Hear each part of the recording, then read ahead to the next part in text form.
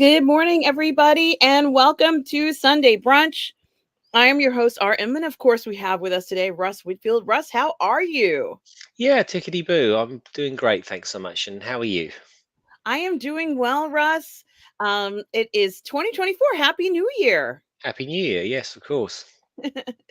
And gosh, hello to Tom Jr. Jackson, who says hello and welcome to Sunday Brunch 2024. Like and subscribe. Tom, it is great to see you. Happy New Year to you as well. I know I already saw you, but still Happy New Year anyway. And we are all goof people, Tom. Thanks for being here. Um, Russ, Dino Dinosaur's here. We still don't know if it's Dino or Dino, do we? No.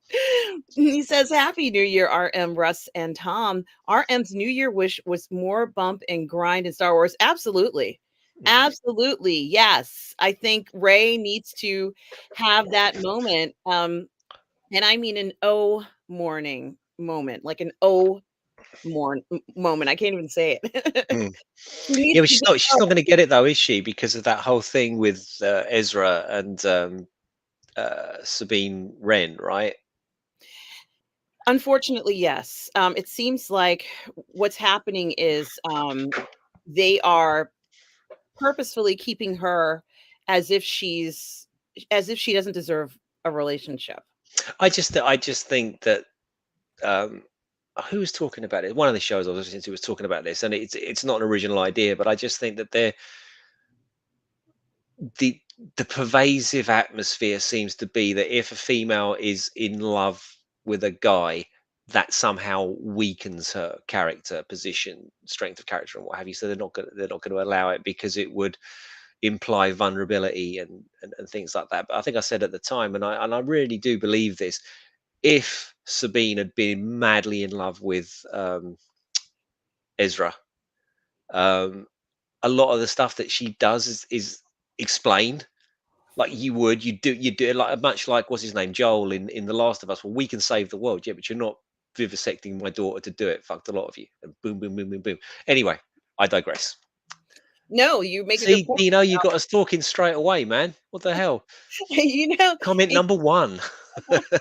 well, it's about character motivation, and I think, to be honest with you, it's about time that Finn got to be with her because like in that last film where he's yelling out for her, and there was a Christmas special that they made where it's like they showed Ray with Finn and she's showing him how to use the Force. If she's doing that, then obviously they must have some kind of relationship. I Mm. it's they're together, like they have a thing going on, and there was no chemistry between him and Rose Tico.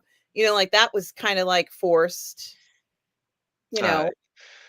Let's not rake over the coals of that particular film. So if they do a new film, I want Ray to get laid. That's what I want. If they do a new film, I want them to use the world between worlds and put right what once went wrong. That's what I want them to do, which may well segue into what we wanted to talk about today. But let's do our hellos and Yes. Yes. Let's do our hellos. A performing artist says, Good morning, positive fandom. Well, good morning to you, oh, performing he's artist. too handsome, and it's not even morning here. Well, fuck off, a performing artist. You're too good looking. You're not allowed on the show anymore. Happy New Year, a I'm performing joking. artist. Good to see you. Mr. Londo's Groovy Movies is here. Hey, Mr. Lundell. Says, greetings and felicitations. Hip hip hurrah and tally ho. Yes, Mhm. I love that. It's fantastic. And guys, don't forget to check out Russ's Amazon storefront where you can find his Gladiatrix series and so much more. Mario Lopez is here, All Russ. right, Mario. Says, hello, everyone. Happy to be here for another great show. We are so happy to see you, Mario. And it was nice seeing you on Friday night as well. Hope you are doing well. And thanks so much, Tom, for the reminders here. We're supposed to be doing the final recap for All Mankind on Friday. I still haven't figured out if I can do it live or not, but I'll see what we can do. I haven't put it in the system yet, but we will be looking at the finale For All Mankind. I'm going to work with Julian and see if I can do a live show, but I don't know whether I can watch it when it actually comes out. And also, please do subscribe to my new channel, Roman Empire Matters, guys. Roman Empire Matters. Russ, have you watched What If?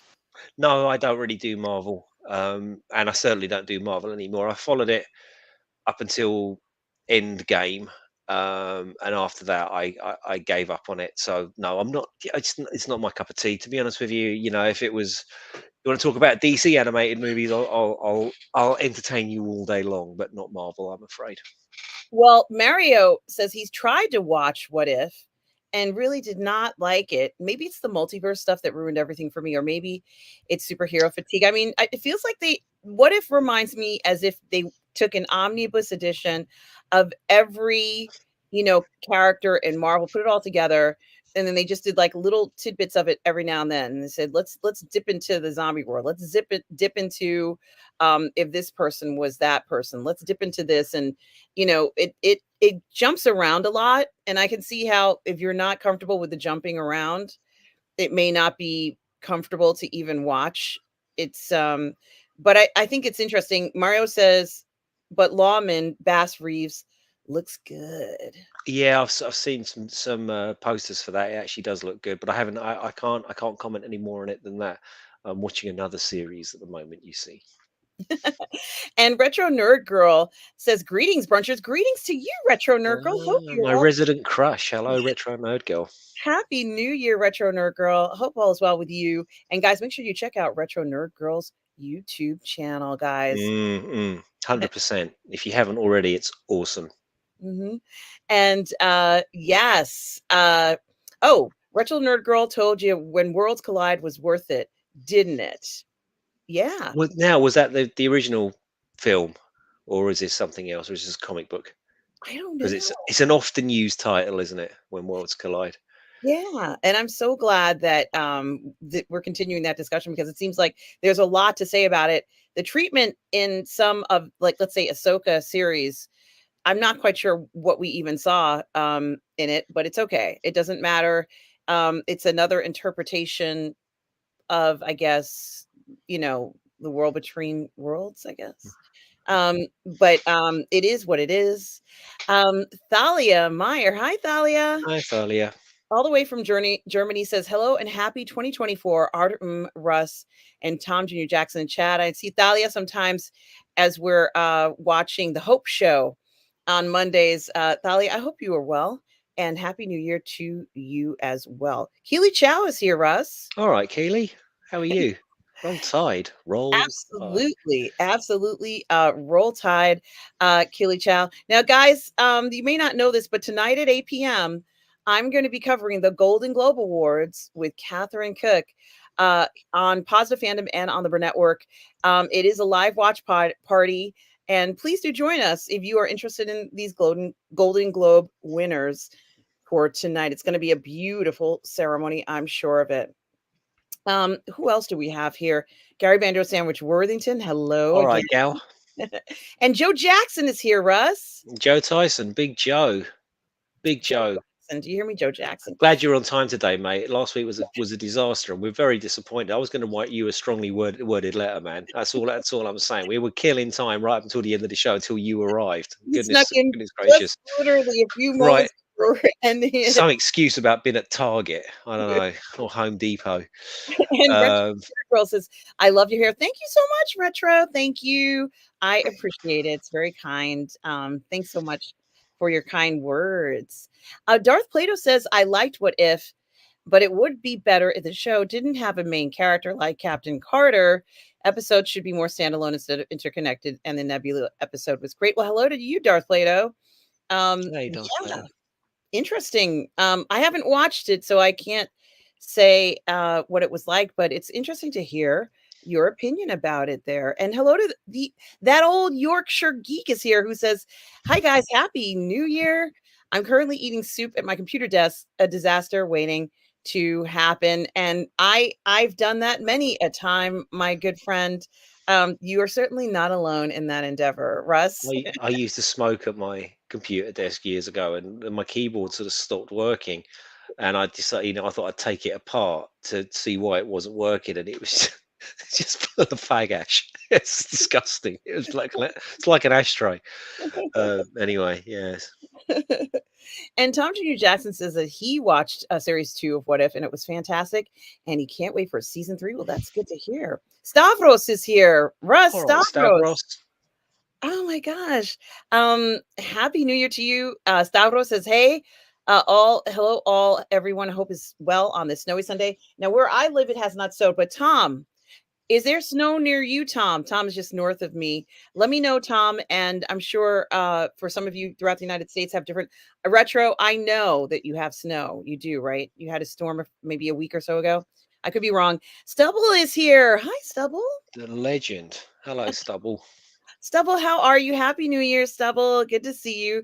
I sure hope you are well today. Um, let's see. Did I say hello to everybody? Bonzo is here. Bonzo Kilborn, no way. Hello, Bonzo. Happy New Year. Says Ray, not your style. Well, we will always have Dedra Miro. Hail one and all, Dedra. Yes, Dedra and her ever-going romance with a certain young stalker. Uh, I can't wait to see what happens. Don't call me a stalker, and I'm certainly not. Yeah. Oh, you're talking about the bloke from the show. Sorry. And of I course, thought she was awesome. One of my favorite characters. Russ and I, ironically, together had a chance to meet the actress who plays Dedra Miro, and she's remarkable. Just such a lovely woman. She signed my poster, which is why we were going there. But Russ, you got a chance to talk to her I and did, ask yeah. questions about her, the role she was playing, and what she was thinking as a character. And Mhm. it was a great experience. It was a great moment to ask her that question, and to get. I think we obviously I think the question caught her on the hop a little bit, and she answered it really, really honestly, and it was great. She is one of my favorite Star Wars characters. I think, yeah, she really is up there. I just love the whole idea of portraying these people as it's become a coined phrase now, isn't it? The banality of evil, because they're not necessarily. I'm getting out of bed every day thinking what evil things they can do. If they're extracting information from somebody with torture, like she says to that girl, look, let's not do this. Like, just tell me because it's going to be crap, and the girl won't tell her invariably to do. But as far as she's concerned, she's protecting the empire. So it's a bit, a bit like Gitmo or whatever, what went on there. It's obviously a commentary on that, isn't it? But It yeah, love certainly her, absolutely love her. she was such a delight, and just a wonderful person, just very friendly, and certainly that role she's playing, it's like she has to be this really evil type of person. But I think Russ, we're seeing a different side of her as Mhm. she's meeting this other man whose name I can't remember just now, and I think that's interesting. Cyril Khan. I think, Russ, this is why I like relationships in stories, because a relationship can change an individual and advance the story for Dedra. Maybe she'll have a change of heart, or maybe she'll become more evil and Cyril will rise to the top. And there's just so many possibilities. This kind of on and again, off again, like don't interfere with imperial business, but I was an imperial, like I want to be an imperial so bad, Cyril. I think it really is going to be entertaining to watch the two of them and their interactions together. Like I said, I hope they win in the end. I really do. I hope they win, and I hope I just think if I was writing it, I would have them win, and then I would have them get their dream posting to the Emperor's New Battle Station. So, Whoa. they think they've won. They've got, like you've been promoted, you're a death squad commander now, and Cyril's got that job that he always dreamed of. And where are we going to be stationed? On the Emperor's New Battle Station. And they're like, fucking result. And of course, not knowing that, what is to come, right? So Right, I and would love that. perhaps they get off of the Death Star before it's, No, something I think falls you on them. win it there. Like, yeah, congratulations, Commander Miro. And she, your new posting. And they show her, it's on the Emperor's New Battle Station. And she's like, you know, Yeah. she's won. And then it just, directed by what's his name? His name's gone out of my mind. What's his name? Director. Well, I don't remember either, but I think it's great. I think that's fun. I think when we can talk about things that have already happened and have fun with it, Tony that's Gilroy. what it's wonderful. Mm. Tony Gilroy and his brother, who have written such a great setting, such a great foundation for the characters in Andor. Oh, I'm just so pleased as punch, Russ. And Dino says sex in Star Wars, uh, in quotes, and says Rob wanted to carbon freeze RM. Did he? I think he knows what I was going to say even before I opened my mouth, Dino. What do you think, Russ? I don't know. I haven't watched the show yet. I'm going to refrain from commenting or listen to Well, it. I tend to listen to that stuff when I'm in the gym, to be honest with you. I think we've gone into the sex in Star Wars already with Andor because the character, who was getting tortured, she was having sex. Mm. Ironically, she's the one who we see getting tortured. Is it a message in there or not? No, I don't think so with Gilroy. I think that show really went under the radar. It was shot in England, wasn't it? England and not all Ireland. I can't remember which it was. And it just, trying to do anything in this country with people in Los Angeles is insanely difficult because it's an 8 hour time difference. So, like when you want a meeting with a producer, invariably for you, it's going to be anything from 5 o'clock in the evening to 10 o'clock at night. It's just not easy to arrange conference calls and to do stuff. So I imagine that they were left pretty much to their own devices. And you got to wonder if that was part of Gilroy's stipulation for doing the job. It's just like, okay, but I want to do it my way.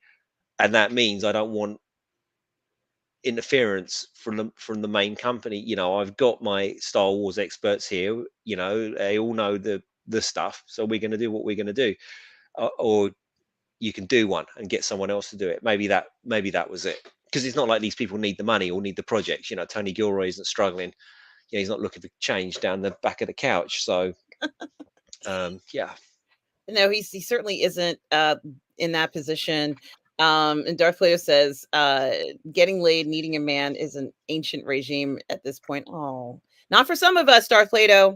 And Tom Jr. Jackson says, Mr. Londale's Groovy Movie Channel. Make sure you like and subscribe. Absolutely. Gary Bando Sandwich says, finale fun time. Yes, Gary, for all mankind. I can't even think. I'm just in my mind. I feel like I need to do a live show, but I don't know if I can do it, but it's going to be so much fun when we start talking about the finale for a season four. At least I think that's what you're talking about. Bonzo says sex in Star Wars. It's Goose a bit young for that, you naughty minx. Arr, yeah, Yeah, yes. well, Bonzo raises a good point, and I've been saying this for years, and I thought this 30 years ago, and I still maintain that they should have done this. I always thought that George Lucas's mantra of "it's for 12-year-old boys" went out in the 1980s. Like in those 90s movies, I very much thought they should have been pitched at the people that had grown up with Star Wars, because even in the 90s they had so much stuff, and if that stuff continues to sort of be pitched at an adult audience, I think we'd be living in a different world and having different conversations. um and yeah, that's what I think. Well, thank you for saying that. And I think it's interesting when Stubble talks about, if you want characters to get down and get dirty in Star Wars, count on it happening in Disney Star Wars. Disney Star Wars. Mhm. Maybe it will happen in Endor season 2. There will be an imperial, is it say Isla moment? Ilsa. Ilsa Ilsa. moment. Don't know. I think what's interesting about this too is that, as I said, in the prequels, you actually see Anakin and Padme in bed. Like they're in a bed together, and they're not Mhm. just like, it's not sort of like, you know, we're just decided to share a bed and not do anything else. She gets pregnant. Like it's something has actually happened. We already know that they're going to do something. We see them get married in the film before. Like something's happening. Retro Nerd Girl says, I just subbed to Roman Empire Matters. Thank you so much, Retro Nerd Girl, for the support. We are getting content out this week. So thank you so much, Retro Nerd Girl, for the support. I appreciate it. And Jamin D is here. Hey man. How are you, Jamin D? Happy New Year to you. Hope all is well with you. And let's see what else you guys are saying. Let's see. Um, Gary Bando Sandwich Worthington says, polish those globes. RM is coming. That's right, guys. Make sure everything is shiny and glittery and golden. I can't wait to see the stars and all of their regalia, whatever they wear. I want to see it all, and I want to see the people who get everything. I can't wait. I can't wait. So excited. And thank you, Old Yorkshire Geek, who says, guys, please smash that like button. Thank you so much. Nice one, man. Retro Nerd Girl says, when worlds, I almost said clouds, when worlds collides is a movie from 1951 I recently just saw and reviewed. It was fantastic. Everyone kept telling me it was great, and they were right. Now, Retro Nerd Girl, is it on your channel? If so, let us know what the link. We'll put the link in here so we can watch your When Worlds Collides. It Yeah, sounds because it fantastic. didn't come up in my feed, Retro, and I always watch your stuff. So, but YouTube is famous for doing that. In fact, one of my favorite boxing channels has disappeared off of, like it just never gives me, the channel still exists, but it just never tells me what they're doing. I actually have to actively go and seek it out, which you never really remember to do, or at least I don't anyway. So Yeah, it is kind of weird how we're seeing that YouTube is not dependable enough to give you the channels that you want to see on a reliable basis. Like it mm. doesn't do that. So I do have to go ahead and query channels all the time. And it's such a pain. Irene Jobson is here. Hi, Irene. Says, good morning, y'all. The lovely glamour curled art. Lusty, rusty. Oh my gosh. Sorry I was late throwing breakfast at the kids and then threw something quick for myself. That's okay. You have to make sure you get something delicious in the morning. I hope the kitties are well. Irene, it's always good to see you. And oh, Retro Nurgle says, yes, she did get snow. Yes. All right. I hope you're staying warm and dry and all that sort of stuff and not too freaked out by all the snow. Bloodsport 1 is here. Oh, with the man with the best name on the internet. Hello. Wow. Happy New Year to you. Bloodsport 1 says good morning, Art and Russ. That's so cute. Tom Jr. Jackson says, but when worlds collide, said George Pal to his bride, I'm going to give you some terrible thrills. Ooh, it's amazing. Um, and let's see who else is here. As any other people have popped in. Oh, this is very interesting. A performing artist asks, Russ, what's your favorite DC animated movie? I can't decide which one I like the most. I love most of them. Mm. Justice League, The New Frontier, Batman Under the Red Hood, Superman Unbound, and many more. Yeah, I wasn't too much of a fan of Superman Unbound for whatever reason. I seem to remember watching it, and I've got two copies of it. I've got it on Blu-ray and I've got it on DVD. But it's the Brainiac one, I think. I really, I really liked all of them. I think Justice League Doom was good. Um, Crisis on Two Earths, so that was the part one and the part two of that. I really loved that. I loved Superman, Batman, Public Enemies because it had Power Girl in it, and who doesn't love Power Girl? And its sequel, Superman, Batman, Apocalypse. But I have to say, I really loved the Tuckerverse cycle. I didn't think there was a bad movie therein, all the way from Flashpoint through to Justice League Dark. I thought they were all outstanding. The ones I do go back to though fairly frequently is the Dark Knight Returns. That sort of two-parter with RoboCop, Peter Weller as Batman, which is an odd choice, but it kind of works for that movie. I really, really, really liked that one, and I thought the soundtrack of that was absolutely superb.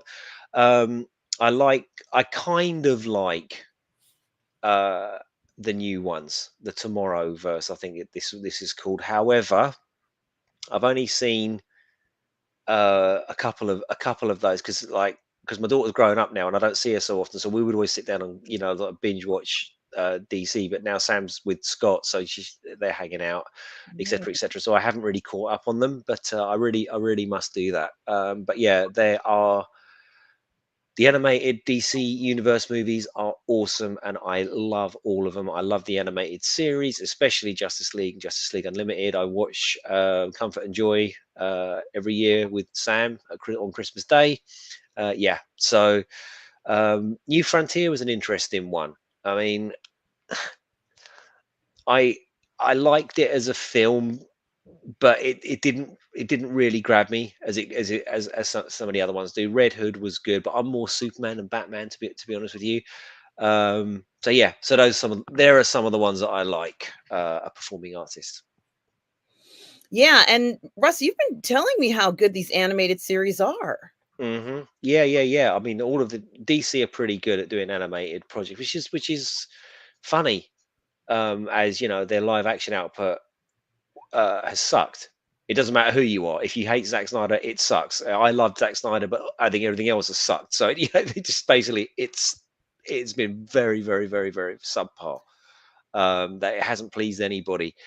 And I think we said this on the channel before. You've literally got I think it's Rob Tucker. You've literally got Bruce Timm. Like they're sitting there smoking, going, we could have done that. And instead they bring in, the guy who's going to give us needle drops and fart gags in a Superman movie. And by the way, of course, Lois Lane is the hero of the film, and she's the brave and strong one that saves him.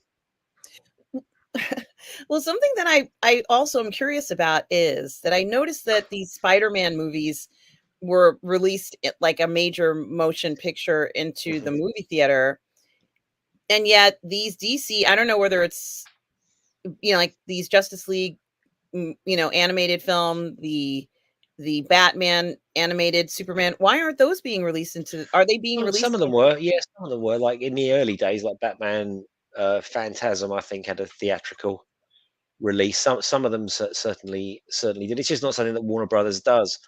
It's a little bit of a undiscovered. They're a little bit of undiscovered gems, really. If you know about them, they're awesome, and I think all DC fans obviously know about them. So there's some comfort to be had. Well, one of these days I want to check it out, and I'm so glad that you asked this question. Tom says Justice League Dark. Uh, I guess that's the one he likes. Thank you, Tom. Mario says for all mankind is probably going to end in a cliffhanger. No, Mario, no. And that means a long year waiting for more episodes. I don't think I can handle that, Mario. They got to let me know what's going on. They've never had a cliffhanger before, really. I mean, I don't think they have it. It doesn't feel like they have. But maybe you're right, Mario. Maybe you are right. That old Yorkshire geek says Isla She-Wolf of the SS exploitation flick, I think starring Sybil Danning. Could be wrong. Not seen it. Honest. Interesting. Yeah, that was always in the video shop, like before Blockbusters in the UK. I don't know when Blockbusters came out in the United States, but in the UK we didn't have big video shops. We had like they were always like in the news agents or whatever. And I don't know if I've seen Ilsa She Wolf of the SS. I wonder if they'd remake it, old Yorkshire Geek. What do you reckon? Do you reckon that'd be? And if they did remake Ilsa She Wolf of the SS, who would you cast as Ilsa She Wolf of the SS in that movie? Mm, interesting times. Very interesting. And thank you, Tom, for the profile pic for the Roman Empire Matters. Thank you for everything you do, Tom. I do appreciate it. Mr. Londo says that Padme and Anakin falling in love represents Anakin's downfall because he gives into emotion. Okay, I'm fine with that. You know, people still need, at least he does.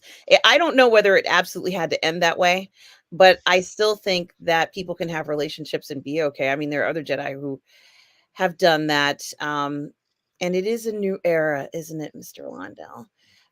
We'll see what happens. Retro Nerd Girl says after Empire Strikes Back, that was a perfect opportunity to get more mature. But the Yeah, franchise seemed to get more childish, but I still couldn't good. I couldn't agree more. Mhm. I always thought, even as and I was young in those. How old would I have been? 9. So I was 12. I remember thinking, even when I watched it, there was that the Ewoks were so annoying and so stupid, and just no. And how are they defeating an entire legion of the Emperor's finest troops? And where did they get all of the what those traps have just been sitting around for 17 years waiting for their moment. No, just have Wookiees. And then I would believe that they've beaten a legion of the Emperor's finest troops. Fine, if they're Wookiees, great, or they're Wookiee Wookiee adjacents, or whatever they happen to be. I couldn't agree more, Retro. I wish that that's the path that they had gone down. But George Lucas always said it was a thing for 12-year-old boys, and it's kind of like not his fault that it's almost taken on a sort of rel religiosity, but by certain people.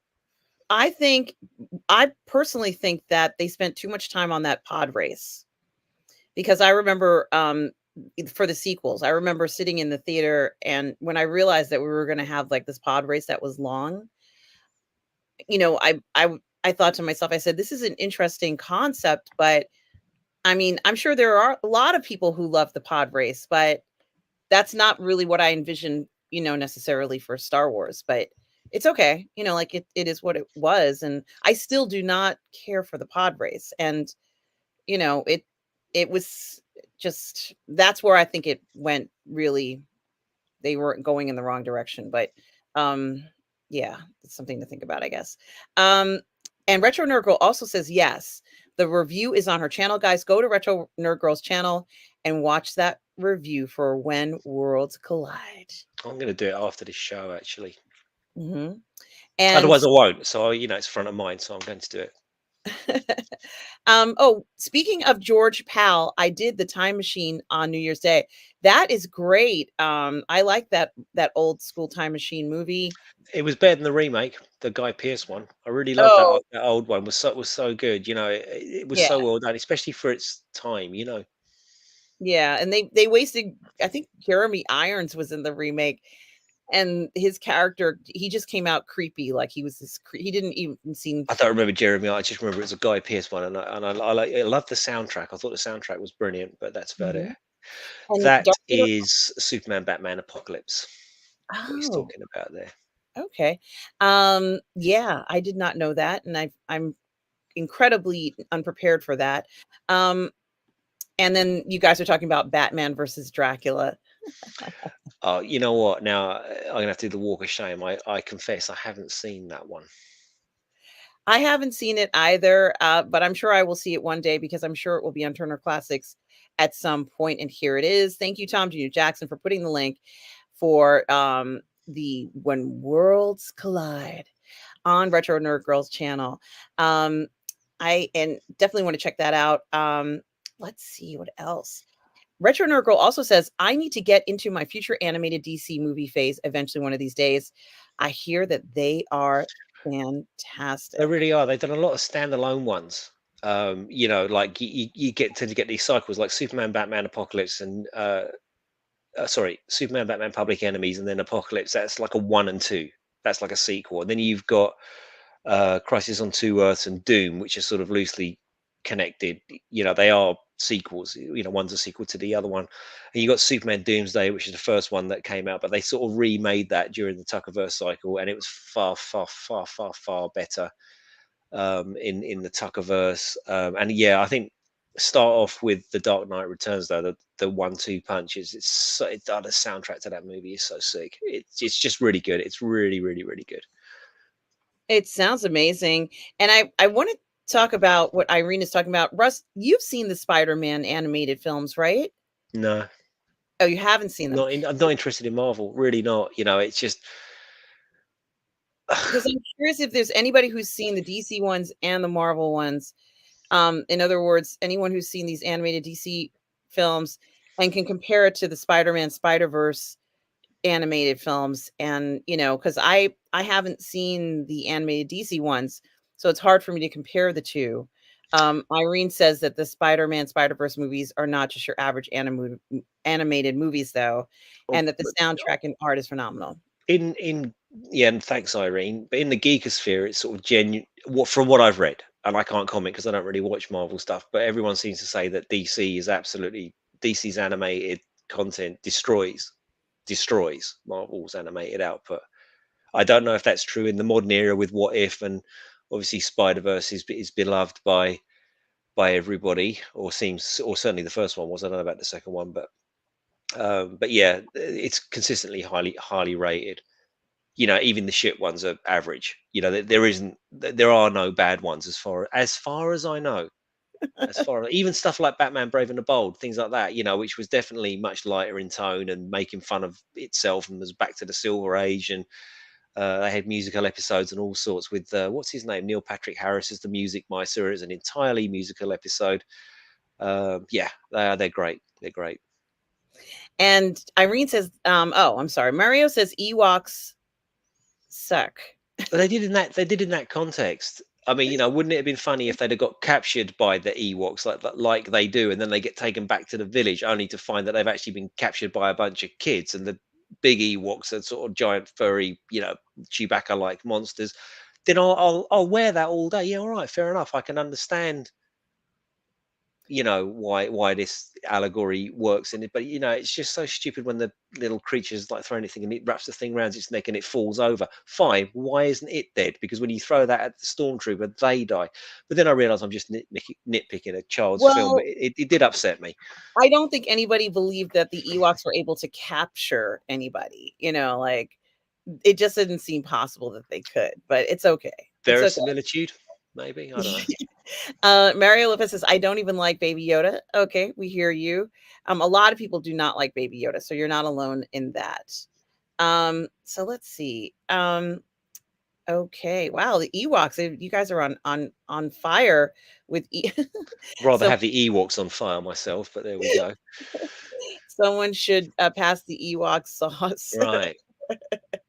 And Irene says she loved the pod racing game on her Dreamcast. But didn't they say afterwards, Irene, that was sort of the point? You were saying just now, about the pod racing thing. I think that was the kind of point of it. Everyone was like really cynical about it, and that scene was so long, only to sell pod race toys and the computer game that we knew was coming. I think that was a criticism that was leveled at that film at the time. Yes, and Bloodsport One says pod race is cool. It was a humble beginning to the most evil villain on screen. Mm.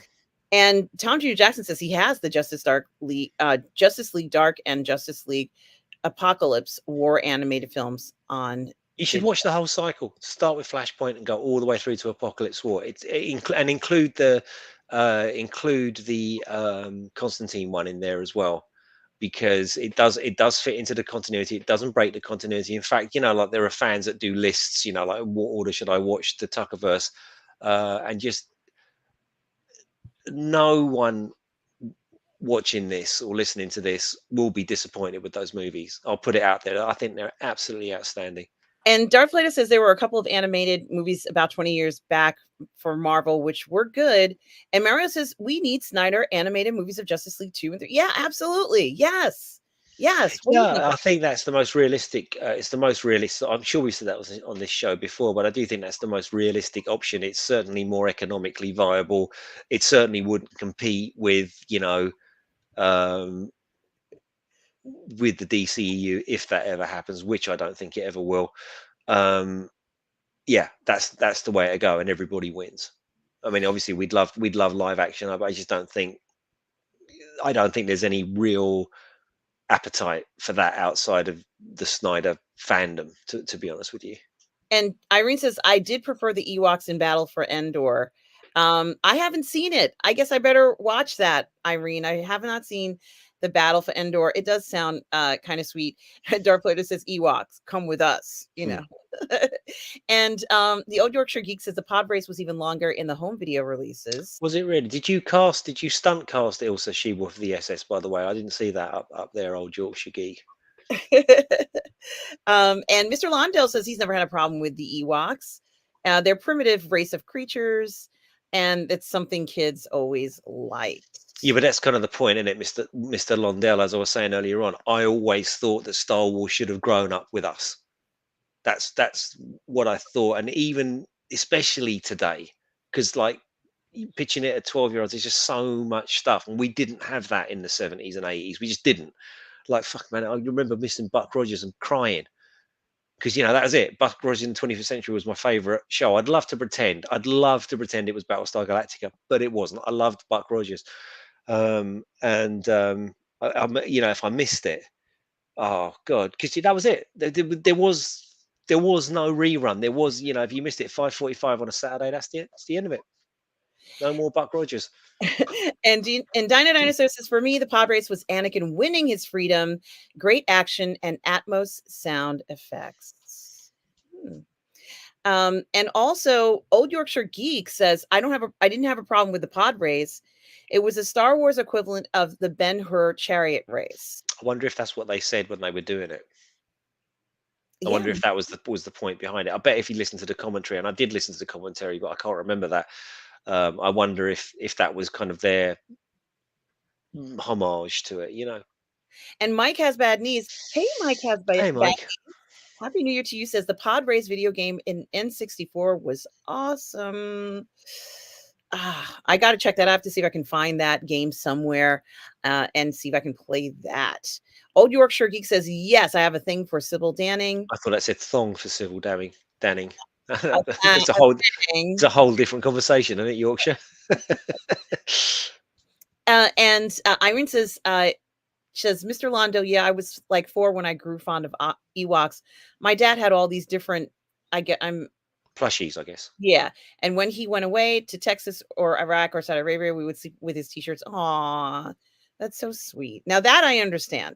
That Mhm. I understand why, you would have that, in and I think that's okay. Don't kinks don't kink shame me. That's I all right. In the 90s, I think it was the 90, no, it's 2000s. My ex-wife bought me a membership to the Pamela Anderson fan club. She launched a Pamela exclusive website and all that sort of thing. And as part of the, part of being a member, you got a signed picture and a bunch of stuff, but you also got a pair of Pamela Anderson official G-string, which was tiny. So don't feel bad. Wow, that is unbelievable. That's not a bad thing to provide to a fan, as far as I'm But it concerned. wasn't used or anything like that. It was just a G-string that Was it she was. something that you could actually wear? Personally, no. I don't think it would have fitted me somehow. It was really tiny. I mean, it was what do they call those? Someone told me the other day it was called a kamikaze G-string. It was in a completely different conversation, but I think it was like if you know what a kamikaze. I didn't know. My mate Steve was going on about a kamikaze G-string, and I was like, "Well, what's one of those?" And he said it's a really tiny G-string. So that's what it was. Well, okay. Um, I think that's great. Like I said, I don't have a problem with anybody I was more sending. happy with the signed picture. That Okay. Okay, I understand. Yeah, so, Russ, we're not gonna be on the air as long as we normally are, for 2 hours. We're gonna be cutting the show, off around the 1 hour mark. But Russ, what has been on your mind, this past week? well, we spoke about it last night, didn't we? Mhm. This is, I guess, is one more for the chat than it is for us because I guess we kind of chewed over the fat of it last night. But I was saying to our room, um, do you think that the superhero movie boom of the past, let's say 15, 20 years, has killed Hollywood as it is at the moment? Because it's been often mentioned on channels from the drinker through to platoon and all these people have and Rob have all said the same thing. We're now in a world in a world no we're in a situation where films aren't seen as successful unless they make $1 billion by and large. All right, there are ones, and I'm sure there's no need for anybody to start listing, well, this one didn't make $1 million. You know what I'm getting at, right? um But though, in order to make that $1 billion, you've got to spend between 150 to 300 million to get that $1 billion, right? And that's been working by and large. Maybe not so much for Warner's, but certainly, in their superhero tranche, basically. But they've had a couple of $1 billion movies, and Marvel repeatedly had $1 billion movies until they decided to go in a different direction. But they're still making those movies, or were up until this year at any rate. And if you listen to any industry expert, and let's listen to Rob because he's probably the most expert out of all of them. He says basically, and lots of other analysts, if you read Forbes or whatever, it's not sustainable. Studios cannot continue to lose money at this rate and continue to fund these movies. So what Arum and I were talking about was, it was kind of like a conversation of two different streams, if you like. So what we were saying was that, so currently, before all of this, before the unspecified virus of unknown origin, we had Netflix, we had Amazon, and I think in the States you had HBO, which we never got in the United Kingdom. It didn't matter because anything that come on HBO you could get on Amazon or Netflix in the UK, so it didn't matter. Then when the unspecified virus of an unknown origin arrived, you had HBO Max, you had Paramount Plus, you have Disney Plus. You got all of these things that have suddenly appeared out of nowhere. All these different streaming platforms appear over the past 3 to 5 years, let us say, and Disney especially is pumping billions upon billions, or tens and tens and tens and hundreds of millions into this uh, streaming platform in order to attract new and maintain existing subscribers. But it's kind of dead money. It's never going to make you the amount of money that you want, because it's a subscriber based thing. And by and large now, most people will subscribe for Andor and unsubscribe, and they'll do this and do whatever they're going to do. And we were saying that, but if you want Amazon and you want Disney Plus and you want HBO and you want Paramount Plus and you want Apple TV, and so that's five. And let's say that's $20 a month, right? Each one. And it could be different. I don't know. Let's just say that's $100 a month. So that's the same as like a Sky subscription here used to be, or whatever it was. So you're essentially swapping one for the other. But where's the value for Disney? Where's the value for Warner Bros? Where's the value here? And we were postulating that, has the superhero movie killed, or the superhero boom killed, the current Hollywood structure that it in and of itself almost created, right? You didn't have this before the budget started getting bigger and bigger and the profits started getting bigger and bigger. And we were saying, do we think, I know this is one for the chat, I don't know, do we think that Disney, Warner's, Paramount, et al. Will start to divest themselves of these streaming services and start to license their properties out to Netflix and Amazon, and one or two others, right? And now that we're in this sort of period where we're basically having a pause from superhero movies. There's one coming out next week, right? Well, next week. There's one coming out this year, which is the Thunderbolts, I think it's called, or something like that. I can't remember. It's a Marvel one, and the bloke's just left it, hasn't it? The Superman character from that one, Asian guy, is just left over whatever. So we don't have much in the way of superhero content. But Disney, Warner's, and all the rest of them, Paramount, Sony. I know they don't have a streaming service, but they've all got stuff sitting on their shelves. Everyone's got a Sound of Freedom somewhere. And I'm wondering, do they go back to their back catalogue? Do they start releasing the Sound of Freedom era movies that they've had sitting on the shelf that they really haven't had anything that they could do with in the past 10 years, because they're releasing and spending so much money on the next Iron Man, the next Spider-Man, the next Avengers, the next Hulk, whatever it happens to be, the next Aquaman, blah, blah, blah. And will we go back to a world where, yes, there are huge superhero movies every so often, but the studios can no longer afford to do this? And if they were to stop doing this streaming stuff and only create quality stuff for streaming, so imagine there was no Disney Plus and you saw Andor on Netflix. Well, that would get you excited for Star Wars, right? That's the direction that we were going down. So essentially, should they divest themselves of streaming and go back to the flog it off to Netflix and Amazon model? And has the superhero movie caused this current structure to collapse in on its own weight? And do we think that that's the end of it, and we'll start to see what Rob's always talking about? Why don't they just make a movie for $50 million and see how it goes, or $20 million, and give it to a younger creative and see what we do? So someone, I forget the name of the lady that did the Eternals, but everyone's drawing parallels to her now, and the director of the new Star Wars movie, as in being completely unprepared for what they're about to do. Like, why are we giving documentary makers $300 million to make a film which they're singularly not suited to do and singularly not prepared to do? I don't know. Yeah. But that was the conversation.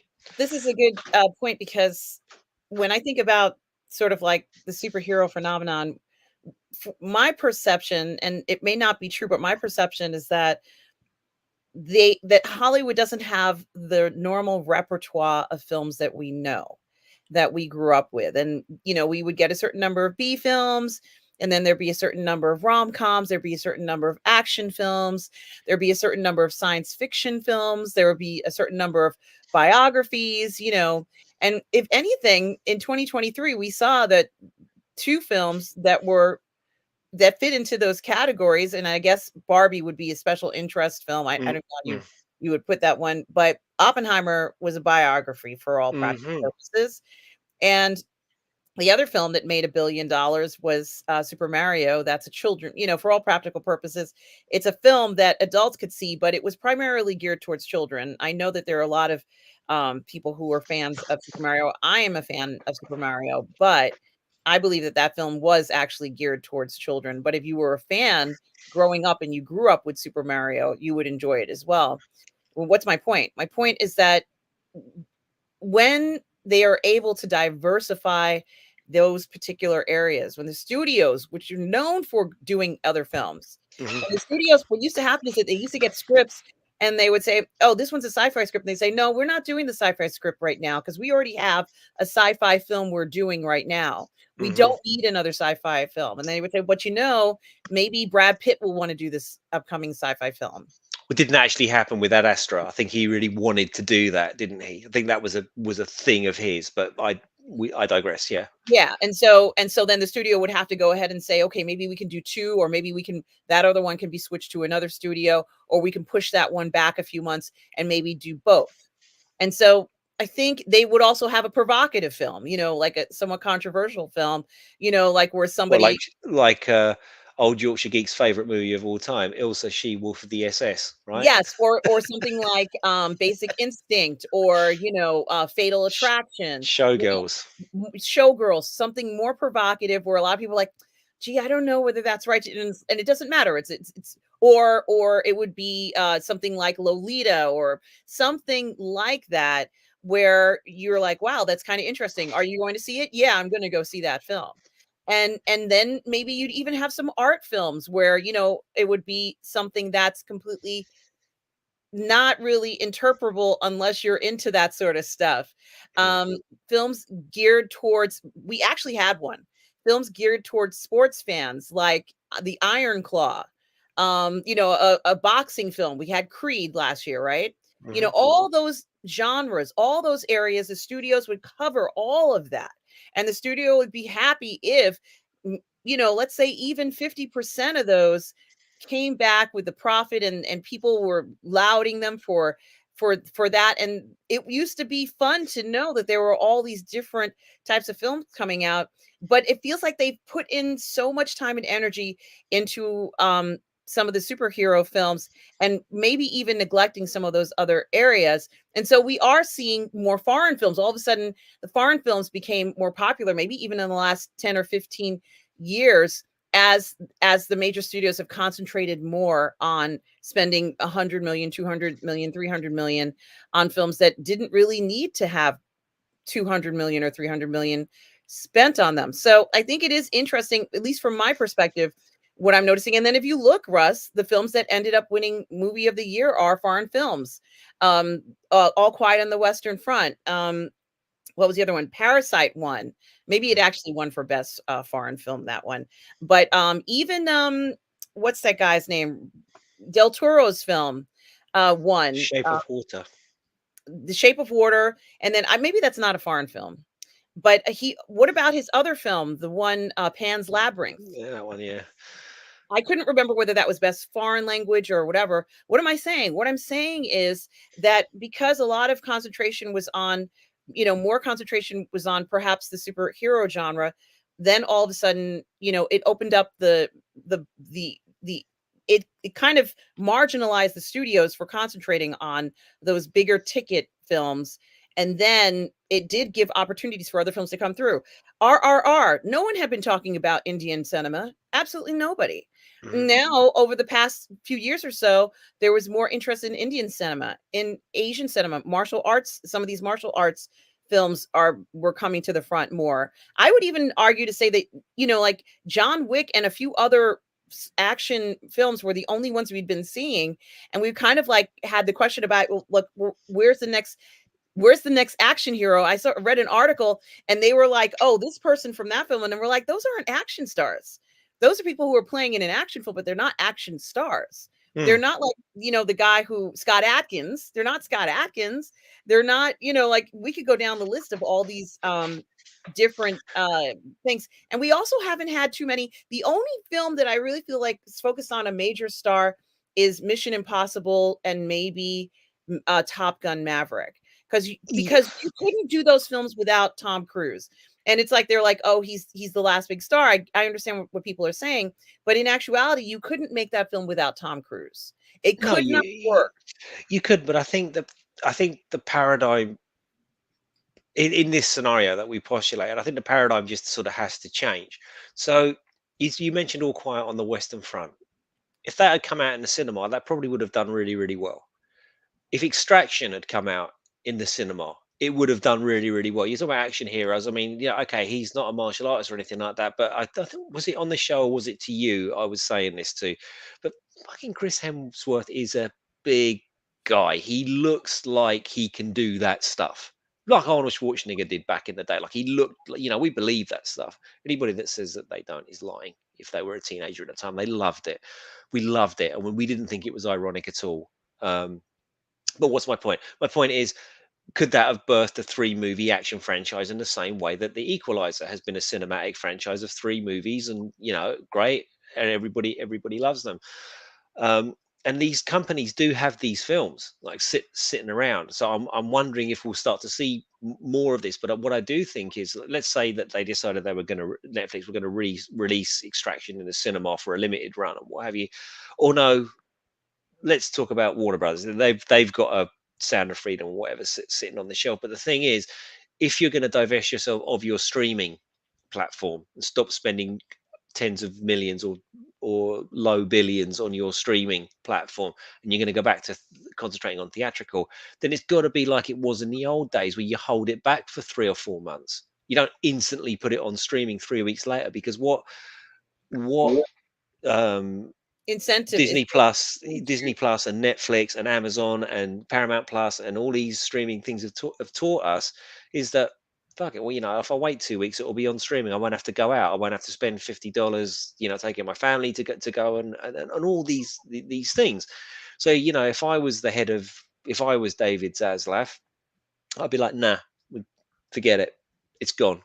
Let's go back to making quality HBO like we used to, because they were renowned, weren't they? HBO, for all of their amazing dramas, from Rome through to the Boardwalk Empire and God knows what else that they were famous for they quality have stuff. 30 years of content. HBO has 30 years of independent content Great, that then use we're a that. little different because they have all those years of TV shows, adult content TV shows, Mm. adult content movies, that other things don't have, and also documentaries. They've really created a fantastic portfolio that they Mm. can pull from. And thank you, Bonzo Kilborn, for the $5 super chat. Says positive fandom. Here's a little something to help fund that sexy space romp you've been looking for. Yes, Bonzo, I promise you these $5 will go to exactly that. Um, something, Russ, I think it is interesting when you and I were talking about these streaming services and how there's an article. No one needed to read this article to know this was true, but there was an article about people unsubscribing from streaming services. Absolutely nobody needed to read this article to know it's true. Why didn't we need to read this to know it was true? Because they're overcharging for these services, Russ, and it's Mm. astronomical what they're asking for. In some cases, 15, 20, $30 for services. Well, you could get a lot of this stuff somewhere else for less. And nobody wants to go ahead and have 10 services at $30 each in some cases so that you don't get commercials. I don't think people really find that to be something they want to see.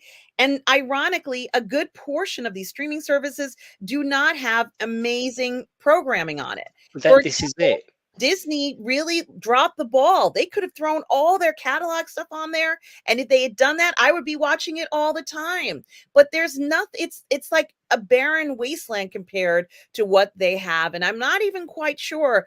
Like, it was strange, and the manner upon their approach of how they're doing it. Netflix at least has the right idea. When you go on Netflix, the worst is Amazon, but I'm going to get to that in a second. When you go on Netflix, at least when you press that button and it gives you the big, like there's a red N, Boom. Yeah, and it's like, "Who's watching?" "It's me." Click, and they even have a list for you, and you know what they do? Everything that's on there, you have access to. With Amazon, you go on Amazon, you don't know if you have access to anything, and then they wanna charge you more for it, and you're like, "Gee, Amazon costs anywhere from 100 to 139 US dollars a year to have Amazon Prime." And you don't even know. It's so ridiculous. They want they want to use their streaming service as a vehicle for sales. They Oh, don't look, just sorry, necessarily. before that, I was horrified. I got an email the other day saying we're gonna start putting commercials in your Amazon Prime movies now. Mhm, I'm mhm. like, no, no, no, no, you're not, because I'm paying for this service. I'm paying for it specifically. If I want that, I'll watch it on Freevee, your free service, right? Mhm. That's what I'll do. Oh, but you can pay 2.99 to not have it. And I'm like, no, fuck you. No, No, I'm not thanks. doing it. I'm not doing it. I'm not doing it I'm tempted. If it wasn't, and this is where they get you. Of course I want the next day delivery. Like my light went in my cooker the other day. I had to replace it. I ordered it, boom, it was there the next morning. That's fantastic. But that it's outrageous. It'd be different if it was good. Like the majority of stuff on there was good, but it's not even good by and large, and the good stuff that they want you to rent or buy. And now you're going to start putting. A rental When is enough enough? a rental makes sense if they know that you're going to go on there. Maybe you do 3 rentals a month and maybe you spend $1 to rent a film. Mm. But why should it cost you in some cases $15, $20 to rent something, not even to buy it? No, It doesn't. it's between maximum is £6. I think I've seen to rent something, and I think Yorkshire Geek might know better than me, but they're normally a tenner to buy them, and six quid max to rent them if they're brand new. Well, let me just look. Some of them cost a little bit more. For example, if you go to, okay, so I'm on Prime. What am I doing? I'm on Prime, and they have a section where it'll say, "Do you want to rent, the latest movies or whatever? Mm, You got your latest movies." There's what do they have? The most subscribers in the world, right? Are on mm. Amazon Prime. There are more people subscribed to Amazon Prime than any other subscription out there, right? Well, I It's don't know. I mean, you automatically subscribe to it if you pay for the quick delivery. That's kind of the point, isn't it? Yes, and so when you go onto Amazon Prime, there's a section on Amazon Prime where it will ask you if you want to rent the latest rentals that are out there, the latest things that you can see. And when you go to it, the prices fluctuate. Let me see. And it's not the free. When you go to find, you're going to go to, where is it? Rentals or movies that are still in the theater.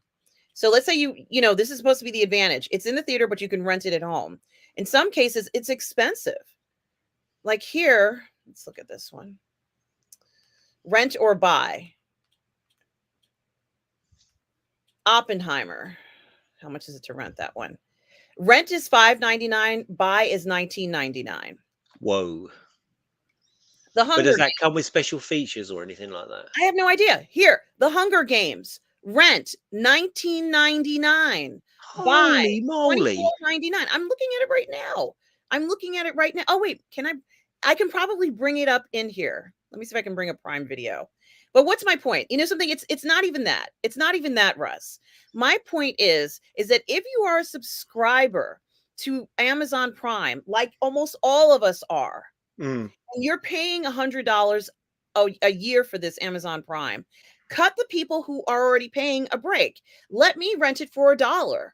And that seems reasonable, but it doesn't seem reasonable to rent the Hunger Games for $20 to view it for just a little while. Five more dollars, I could own it. I wouldn't even really own it because it would be a digital copy, and you don't own digital copies on Amazon. No, you don't. That's it's is the sad thing about the demise of. I loved physical media, because like I would buy things specifically for the special features. That's Hmm. why I'd buy them. I want the commentaries, I want the behind the scenes stuff. Well, we spoke about this last week. Yes. So yeah, so I don't know. I mean, I don't know if any of this will happen, but I just can't see things continuing the way that they are. And I think somebody's going to have to be brave, or be facing bankruptcy and say, look, we've got to change things around here. Mhm. And I don't know if the incumbents, maybe Zaslav will be the one, whatever you think of him, he's just into ruthlessly profiteering on anything that he possibly can. So he might be the one that will just put the axe on that streaming service and say, no, we're going back to what we're doing before: quality, quality, quality, money, money, money, money, money. You know, Yeah. and they're throwing good money after bad at the moment. I mean, they're in so much debt, though, aren't they, Warners? I mean, this is the point. So I think what we need is a return to the status quo as it was before Disney. That Mhm. 20th Century Fox is a studio. That Warner Brothers is a studio. That all these separate entities go back to where they were. I'm wondering. This is how the conversation started. Actually, wasn't it? I was saying, I wonder if Disney will sort of start to divest itself of Fox, of Lucasfilm, start to jettison things that clearly are not landing with their audience and are not as profitable as they want them to be. Forget Lucasfilm. We don't want it anymore. Someone will pick it up, or it will go independent, or whatever it will do. I don't know.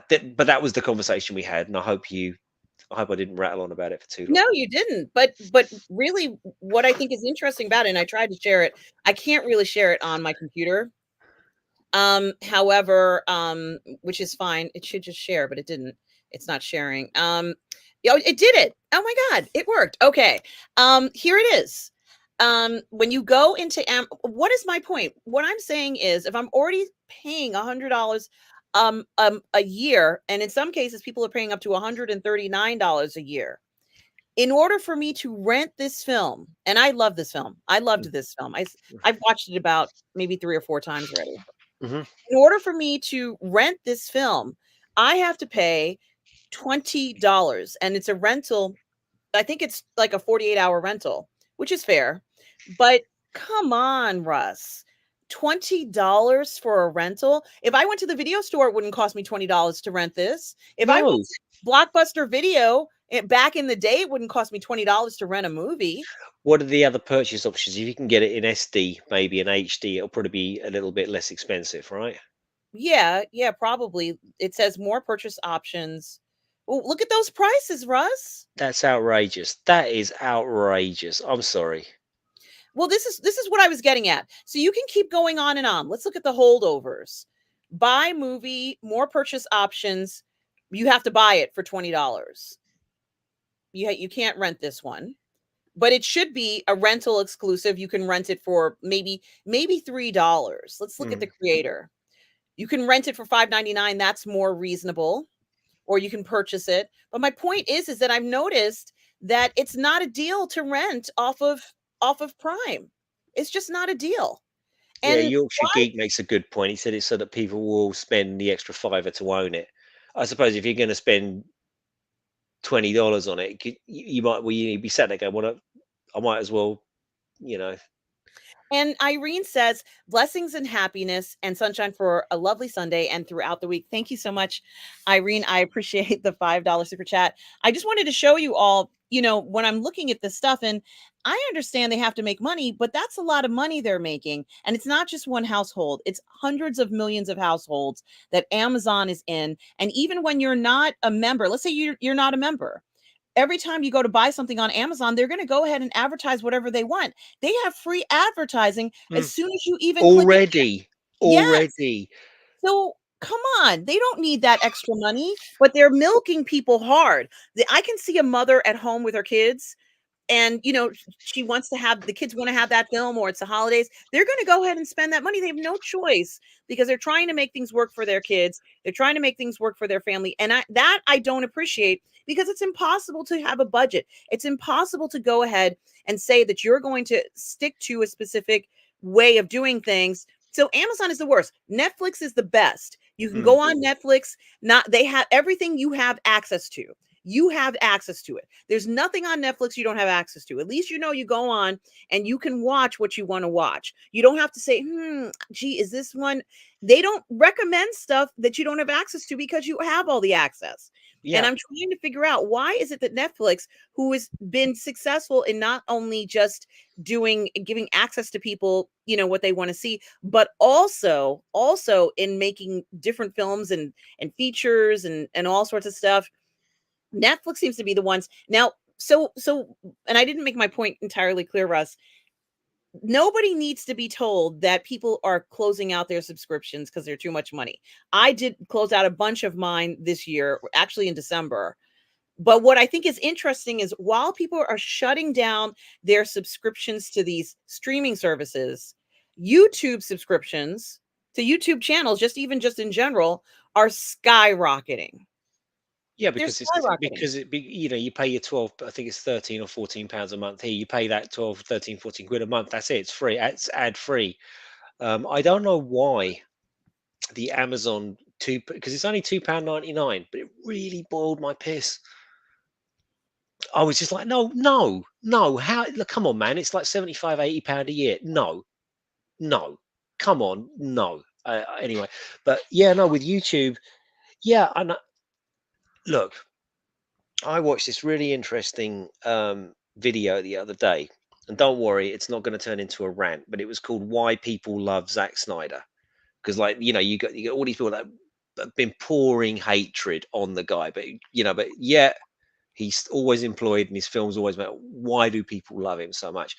And it can literally be boiled down to, as the bloke says in the video, and it's a great video, and I really recommend that you watch it. I really, really loved it, because he gives the audience what they want. He gives his audience, not the audience, his audience, what they want.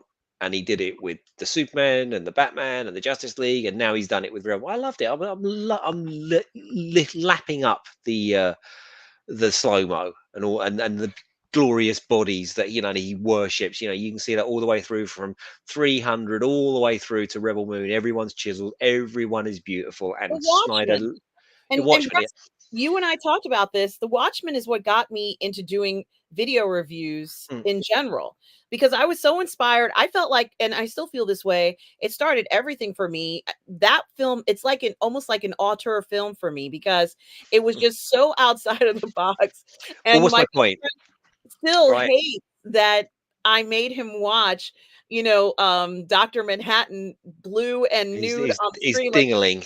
yeah, he's so still angry at me for making him sit in IMAX watching The Watchmen. And he's Okay. like, I know you loved it. And I'm like, I did. Like, what other film are we going to see a woman who's with, Dr. Manhattan? And then she gets to go with Night Owl, played by what's the guy's name? Patrick Wilson. Mm. And we got the comedian. This film was, and Warshak. This film had so much fun and excitement in it, in a way that was just so remarkable. And I really do think it is interesting, in a sense, that a film, it did get me very, like, I'm still excited even talking about that film, because it just did so much, in my opinion, for so many people. I think it inspired a lot of people to make films outside of the box, or even continue on. At the time when that comic was made, it wasn't so common to have comic superheroes that way. But I just think he did such a great job with the film. I couldn't agree more, but we digress. It's not a Snyder rant. No, The no, point it's but it's the not. point of it was, he gives his audience, the his if you are not a fan of his and you go to the cinema and you happen to enjoy it, so much the better. But when you're going to a Zack Snyder film, you know what you're going to get. Absolutely. Now, And you're talking about why people have gone onto YouTube, and why they're subscribing and paying YouTube content creators. yes, and I also Why? want to mention Because they're why. given what they want. Yes, no, you're right, Russ. You're absolutely right. But it's also why people are going on to Netflix to see Rebel Moon, Mm, because they already know what they're going to expect from that film. And so I think that the reason why it has such high ratings of a Netflix film, and it's going to probably be one of the highest rated ones of 2023, I guess even maybe 2024, is because the fans want to see this. There are Zack Snyder fans who want to see this content, and Exactly. they're not going away. And I'm one of those people who want to see this content, and I think it's really interesting because Netflix has a different approach. It is true that Netflix had the film in the theater for a short period of time. It's true. I'm not going to say that No, I they are. saw it with you. Yes, you did, and I'm glad we did, but I am gonna say that Netflix is a little different. Netflix might throw this back into the theater.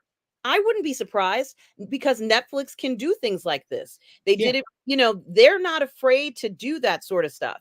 And I think that if we knew that, well, actually it's happening with the bigger budget films, not bigger budget, but the films that have made more money are probably going to go back into the theaters at some point.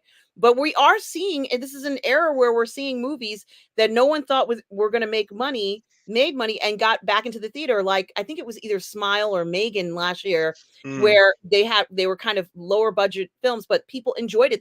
They liked it. And you mentioned the sound of freedom, mm. which I think Angel Studios is that perfect particular studio that decides that you as the consumer get to decide what gets put out. And I'm excited about Cabrini. Like I can't stop talking about this Cabrini film because she was so badass. She comes to the States, she's up against Tammany Hall, she's up against pretty much the 5 points where people are not living in good conditions. And then she's told she doesn't have a lot of time to live. And she's like, okay, I'm going to make this work. I mean, it was amazing for anybody to even say that today. But Mm. she did this in the 1890s, early 1900s. It's remarkable that anybody would even take this on. She was canonized as a saint. But most people would say, I don't really think people want to see that. No, there are a lot of people who want to see this type of content. And so I think it has also, focusing on just one or two major blockbuster films also allows other studios and other developers to work on stuff like this. Well, It's that's it's kind of great. part one of what you were saying, wasn't it? Do we think Yeah. that this era of the superhero movie imploding and the structures that it has, the edifices and the structures that it's created are starting to collapse now? Is there going to be there will be something that fills that vacuum? But to your point on YouTube, and I've been critical of other, of YouTube channels that I used to love, but I've just found that they've become very, very grifty. They just keep banging on about the same thing. Kathleen Kennedy is Satan, Marvel's fuck, Zack Snyder's rubbish, Star Trek is awful. It's just, you go onto any of these streams and they're the same thing. However, they're insanely popular as people are sitting in the chat venting their spleen and throwing hundreds of dollars of super chats at these creators because these creators are giving their people what they want. And that's why when you see like Star Wars on Disney Plus or whatever, or Paramount, Star Trek, whatever franchise is your favorite that has been frankly ruined by this sort of corporatization of content, well, you're asking me $30 a month or $139 a year in the case of Amazon, and then you're going to take a big shit all over Lord of the Rings or whatever it is that your particular gripe. It could be anybody's gripe. Well, why would I sit here and give you that money when I can go on there and complain about it? Which is what a lot of online discourse is basically people ranting, isn't it? But as I say, these channels, the Nerdrotics and all the rest of it, and I don't necessarily, I especially don't agree with their take on Rebel Moon, which I spoke about. Um, but they're giving a yeah, and that's why you're seeing subs go up and subs declining for streaming platforms that seem, and it's not just right wing nuts in inverted commas on the internet giving out now. This is starting to permeate into the mainstream. People are fed up being given the message or whatever you want to call it and be given substandard content with no romance in the case of Star Wars, no adventure, no escapism. The girl boss has become like a hackneyed trope at this stage. Like Emily Blunt even said, if I get given a script with the word strong female lead in the synopsis, it goes straight in the bin. And that's wrong. We do need strong female. We do need female-led movies and diverse movies and all that kind of stuff. But the way that it's been force-fed has driven frankly, the majority of your customer base away from the things that they used to love because you've excluded them and you've made it for somebody else and you've told these people that it's not for you. But moreover, it's not for you, but if you don't like it, you're a bad person. So why not become a member of the Critical Drinker or the EFAP or the Blerdrotic or the Geeks and Gamers or whoever it happens to be, or if you're the other persuasion, like, and you want to go and subscribe to that, give people what they want. Guess what happens? They'll give you their money, and they'll keep giving you their money until your quality declines. Superman the movie, brilliant, loads of money. Superman 2, brilliant, loads of money. Superman 3, yeah, bit meh, not so much money. Superman 4, dog shit, made no money. The audience will go when you give them quality and give them what they want. That's all I'm saying. No, you're right, and that's why Angel Studios is so popular. That's why they're getting people who are literally signing, giving Angel Studios thousands of dollars because they know Angel Studios will say, "Hey, are you interested in seeing this or not?" And Mm. your vote actually counts towards whether a film gets made. I think that is they're the ones who I went in to see Sound of Freedom, and at the end of the movie, and pretty much at the end of all of their movies now, they ask you, "Do you want someone else to see this film?" You can buy them a ticket, scan the code, and imagine asking people if they would be willing to give people, a free ticket to someone. I was like, yeah, here's two free tickets for a couple or two people who want to go see this film. I'm Mm. totally fine with that. And I can't say that I can say that about every film, but if asked, I would give that. And I have. And I think it really does say a lot about when you get content where I feel it's worthwhile, giving. And I'm gonna read some of these I'm gonna read some of these comments, guys. And I'm Mhm. sorry I've been neglecting it, but I did just want to kind of, Russ and I have kind of been talking about this for a while. And it is very interesting. I know some of you have said that superhero movies are not a topic at work anymore. Tom Jr. Jackson is very excited for his upcoming superhero movies, and Old Yorkshire Geek talks about Deadpool 3. And Retro Nerd Girl says it's a fad. It could be a fad. It could come and go. And also, the I block. want to address that actually. See, the thing is, retro, right? Yes, fads come and go, but I'm more thinking about, has this fad destroyed it? Much like the sword and sandals things did at the end of the 60s. That Cleopatra was a famous flop, wasn't it? It nearly destroyed the studio from whence it came. It was, because the budget was so huge and your budget had to be bigger than Universal's and you had to have more extras and you had to have all of this. And that's kind of where we've got to with this stuff. So yeah, I agree on the fads, but I'm wondering if the foundations of these studios have now been so utterly wrecked by the weight of money, coupled with the money that they're divesting is the word of the day, isn't it? Divesting into their streaming services. Has that broken the back of this? And I guess we'll find out. And Sorry. no, that's a good question. And Old Yorkshire Geek says, I reckon the blockbuster biopic will be the next big Billy thing. Idol. Billy Idol needs a biopic. That would be awesome. And I imagine the biopic on Donald Trump would be one that would make a It's lot gonna of be the money. best biopic, greatest biopic of all time. It's gonna be It's the good. best. And Stavros Drill, says baby, drill. streamers killed You're off such a meme. movies. Yeah, one could argue that, Stavros, that certain behaviors of streamers uh have had a detrimental effect on release.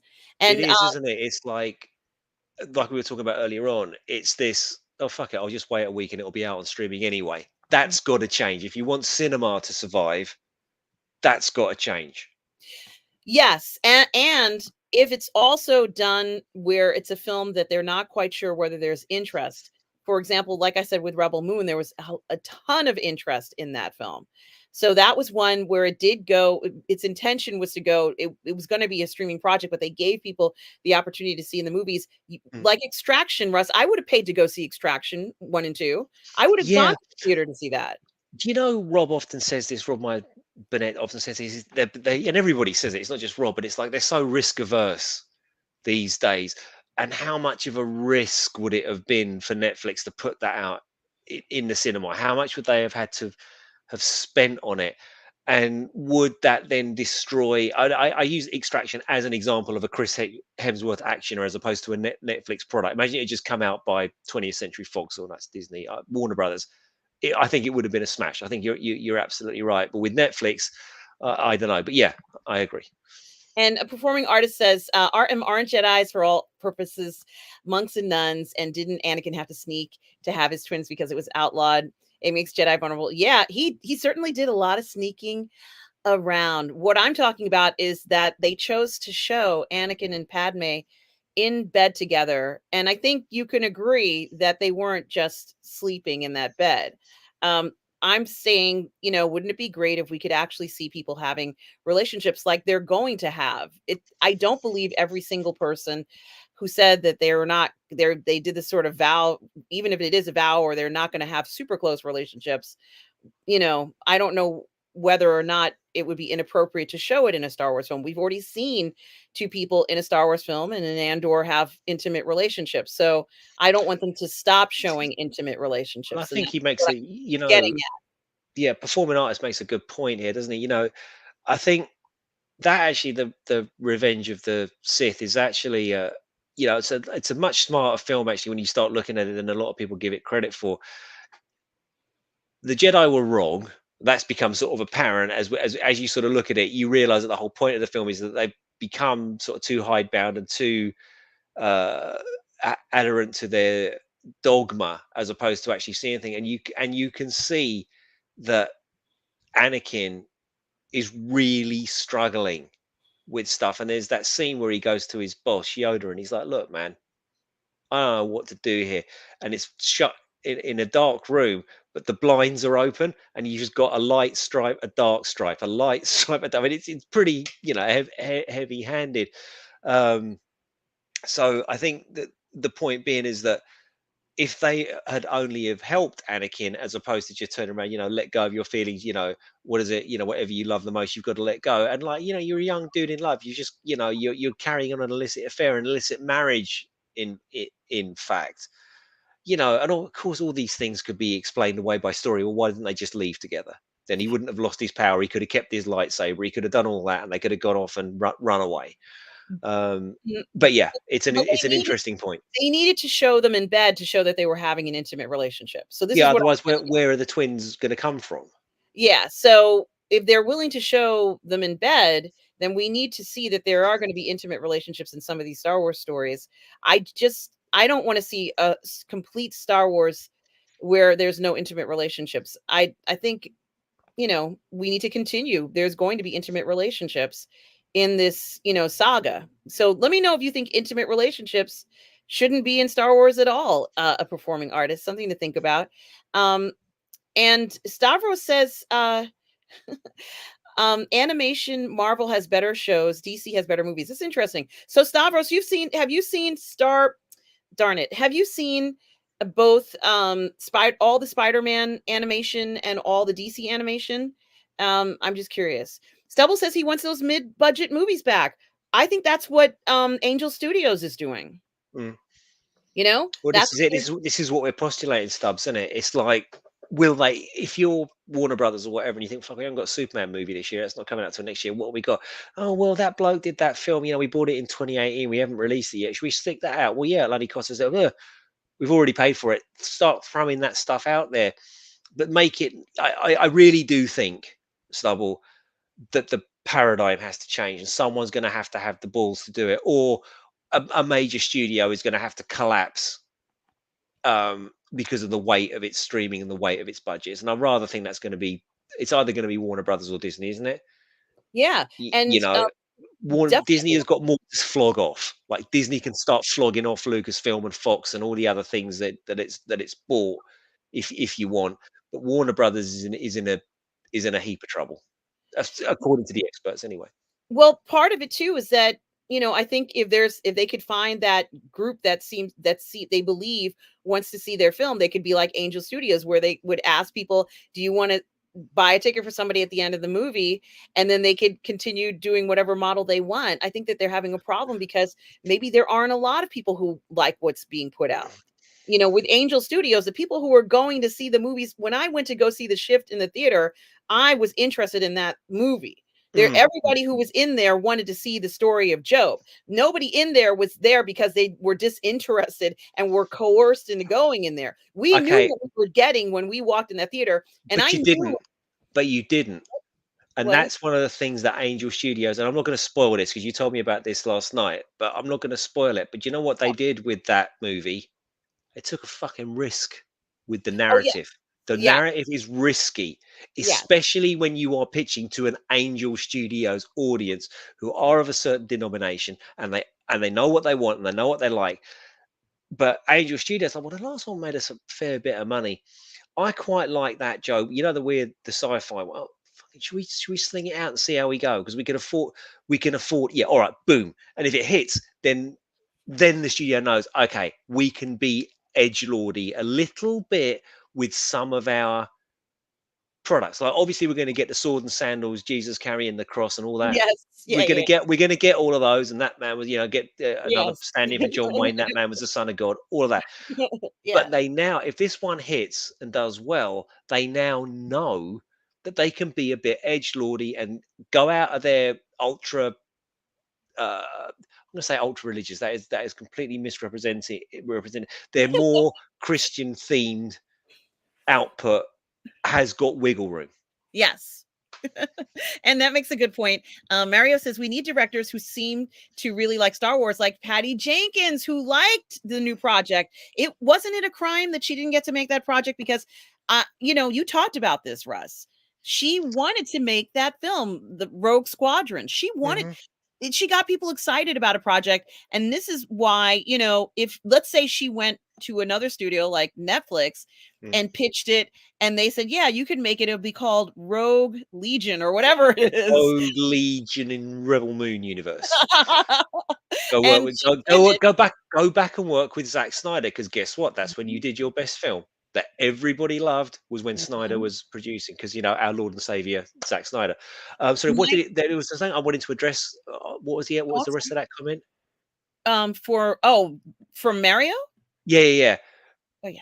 You see, this is a great point about Patty Jenkins, which has been mentioned before, as it was mentioned with Gina Carano, as it was mentioned with all of these things, right? So Disney, yeah, yeah, yeah, yeah, female empowerment. Oh no, your last movie sucked and nobody liked it. Boom, you're fired.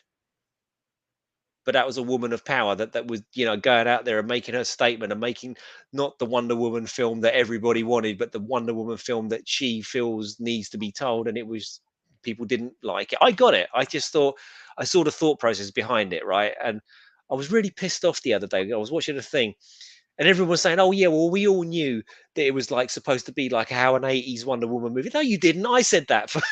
I was really cross because I thought it was my unique thought, and of course, clearly it wasn't. But I don't know. Anyway, No, I'm glad you mentioned that. And Mike has bad niece says, where are the comedies? Like, on streaming, yeah, I mean, this is a good point. And I was watching For All Mankind, and they talked about releasing movies about the people, fictitious films, and I'm like, yeah, I'd love to see Love in the Air, and like a romantic comedy with Meg Ryan, and I kind of want, whether it's a romantic comedy or even just a regular comedy, it would be great to see. Stavros says is it Dark Side? yeah. Dark Side is so badass. Stavros, we're happy that you are excited for that.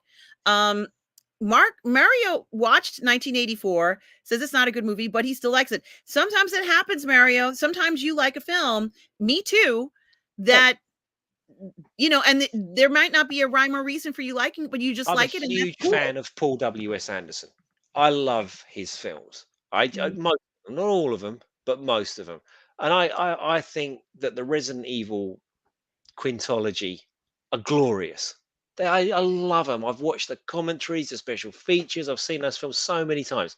They're shit, apart from the first one and the third one.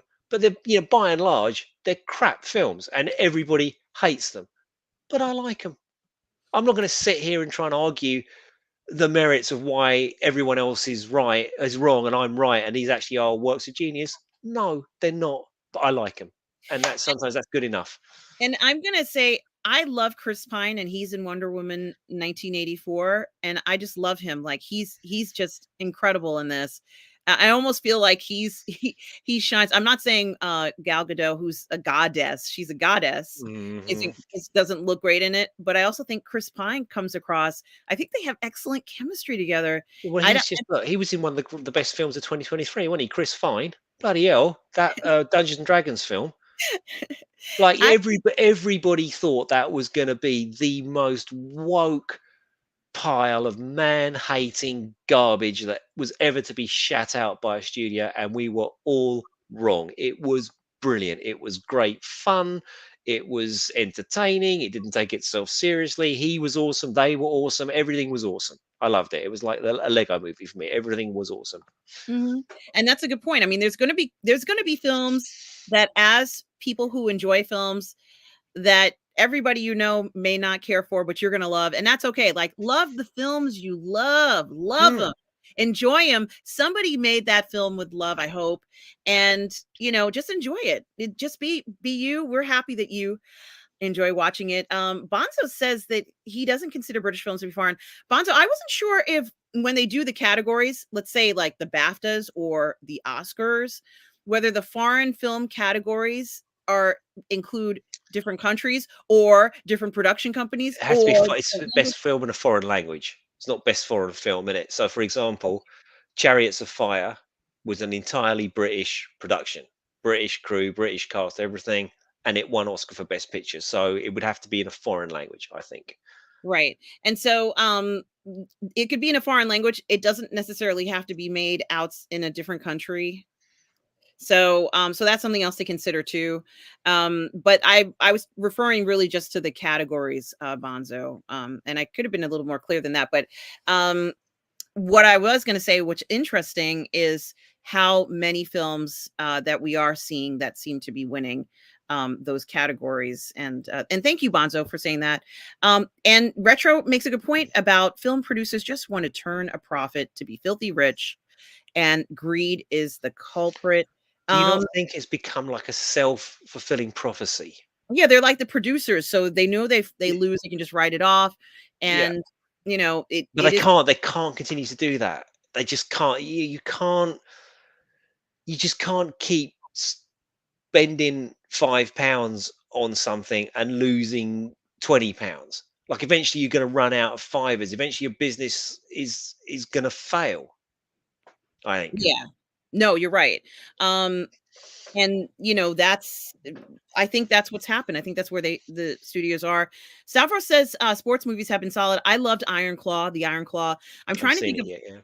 Yeah, it's I loved it, but there are some wrestling fans who were not satisfied with it, and I get that. But for what it was trying to tell us, I thought it was a great depiction, and it is good to relive those 1980s wrestling memories. And a performing artist says, I want harder sexual suggestiveness, specifically in the Star Wars movies alone, acknowledging the original fans are middle aged, not actual nudity, though possibly diluting the brand. Yeah. yes, Um, yes, yes. yes. A I thousand times completely yes. A performing artist. Like I think. Yeah, I think we're on the same page, man. Grow up with us. I'm not Yes. saying all of it. Some of it. Just Irene, give us something. Irene, you are not middle aged, and that's all I'm gonna say. So there's that. You are still young, Irene, so don't you worry, my dear. Stubble says foreign films are popular because big Hollywood films are too expensive, so they can't take risks, and it makes the studios interfere too much with agendas and micromanaging. As we Stubble, say. Yeah. I just watched a film called The Promised Land, um, and it stars, God, what is the guy's name? A famous actor who plays the guy who built the Death Star. I can't remember his name. Oh, Um, what? No, well, Mads Mikkelsen. yes, yes, The Promised Land. Um, I don't know what language it was in, but He's Norwegian okay, thank you. Did you watch it, or Russ? Danish. Stubble or Norwegian Contonian. Correct us. It was one of those Scandinavian languages, and I And it was apologise for my fantastic. ignorance. I enjoyed the film a lot. Mhm. But you know, even that film, which I'm guessing did not cost a lot to make, but it was spectacular. Hmm. And he makes so many great films, and we're looking for not only foreign movies, but also foreign actors that we love, like Mads Mikkelsen. I mean, in Andor, it was an international cast, as you've said, Stubble, and what an amazing casting that they did for that show. The best of the best from everywhere. But yes, they were able to kind of function outside of the studio setting, right, Russ? A bit for Andor. Yeah, I believe that just that has to be true, because how is the difference in quality so much, even if you compare it to the highest high points of the Mandalorian, which was the return of Luke Skywalker, right? That was the highest point. But if you look at season 1 and 2 in and of its entirety, in terms of score, setting, acting, plot, dialogue, but that go through all of the filmmaking things, pacing, and all of that stuff, it's thousands of years behind what they did with Andor. Like, imagine Andor was the first thing that they'd done on Disney Plus, and they'd made it an Yeah, 18, and they just said, okay, that this is the direction we are taking Star Wars now. So yeah, you've got Battle of Rewalk Planet or whatever it was called, but this stuff, um, as um, a performing artist was just saying, this stuff's for you. This is you. That you're your mum and dad. You are the one shelling out the money for this, so your kids can watch Disney Princess. Here's some Star Wars with some boobs in it. Go and enjoy. yeah, Marvelous. and it can be, like I said, as a performer and artist mentioned, I'm not asking for like pole dancing or anything like that. I'm not asking for that. Well, unless it's the Twi'leks doing it, in which case, then yeah, I'm asking for intimate moments, stuff that we know is happening between people. yeah, And I also guess yeah. talks about All Quiet is an interesting example about Europeans looking differently at World War I differently from the US, and the subtle messages in All Quiet that resonates over there but missed in the US. And yeah, I guess so. I have no idea. I have no idea, nor have I read any studies about whether the US's view of World War I. Like, I know nothing about that, but what I do know is that All Quiet won the BAFTA for Best Picture last year. Mhm. And I'm curious, I thought that it deserved it. I thought it was an excellent film. And yeah, it was interesting, a 10-year journey to make the film. And a lot of people have long journeys to get the films, these passion projects made. So I think this woman's journey to get it done was so important, and I'm You know glad what? she did it. You know what? As Rob says, everyone thinks they can make a movie. Getting a movie made is really fucking hard. Yeah. Yeah, it Mm, is. And, and I want to acknowledge that for everybody who is in the process of doing that. mm. And, it is work. It is intense work, and a lot of drive and a lot of passion and heart goes into this process. And thank God that that is the case, because there's a lot of good stories that are still waiting to be told. The movie industry is not dead. The Mm. movies are not dead. I know that we see videos and stuff about They that. have to change. They have to change. Like, I just, I don't, I'm just, here's the thing. I am not excited for any superhero content. I'm just not. Like, and I've said this before, and it's not a Zack Snyder thing. I should be, because I watch Superman and Lois, right? It doesn't have to be Zack Snyder to me to love Superman. I love that show. I think it's great. But I couldn't give a fuck about Legacy. I'm just like, "Ugh, yeah, whatever." And Sydney Sweeney's in a, and who doesn't love Sydney Sweeney if they're straight, have a penis, and they've fucking got a straight penis pulse, Sydney Sweeney, and any man in the world, right? But I'm thinking, And women uh, like to see beautiful women too. We like mhm. to see that. I do like to see that, and and But there's what's nothing my wrong. point? My point is I couldn't give a toss. I'm Hmm. just like, whatever. And if we're like that and we're nerdy, we are sort of the market for Madame Web, and with the Russ yardstick of one, I'm just thinking I can't be bothered with that. I can't be bothered with that. So there has to be something else to replace it, and there will be. We need a movie with Tom Cruise, Keanu Reeves, and Chris Hemsworth and Henry Cavill all together. What movie would that be? I don't know, but I was more aroused by, I don't mean to digress, but I was more aroused by the lead from Rebel Moon than I was with Madam X. Or Sophia Botella? Mhm. Yeah, she's hot, but Sydney Sweeney's, in my estimation, in my aesthetic, is hotter. But that's just me. You're right, but in regards to the movie in Oh, in question, regards to the movie, yeah, yeah, yeah, yeah, yeah. um, like Botella in Rebel Moon, like she's more, and then you would mention this too, Russ, like when she has her hair cut short and she's in the uniform, Oh, and I yeah. was like, "Oh my god," like I wonder it if old was, Yorkshire Geeks here, he should watch Rebel Moon because it's shades of Ilsa, She-Wolf of the SS. yes, yes, it had that kind of tone where Got it was that like vibe, right? you knew she was having sex with her boss, like Mm. something was going on between the two of them, and his Mm, desire to see her is not just because he's upset that she left or whatever it is. mm. So He just says, "I love Rebel Moon." the underlying, sexual tension in it is fabulous. Um, Yes. and you and I are going to review Rebel Moon properly in another video, guys. We have a video coming up with that, but yeah, what would this movie be called? Why not make it A remake of Predator. They'd be all right in a remake of Predator. That, like, you could all see them with their shirts off, going around the jungle with maybe some yeah. sort of war movie, some sort of 80s Oh, throwback. I love the thought of a war movie like that. You But they know, need where to be, because they're all older. So what roles could they play? They can't play the young soldiers in the field well, like that. no, well, they would be mercenaries like they were in Predator. They'd be private. So here you go. So you said it 10, 15 years ago, and you have it in Afghanistan or Iraq, which Henry Cavill did do one actually, I think, set in Afghanistan. He was awesome in it, and no one's seen it, but he was brilliant in it. Um, yeah, so maybe do something like that where they're This is mercenaries, the and expensives. yeah.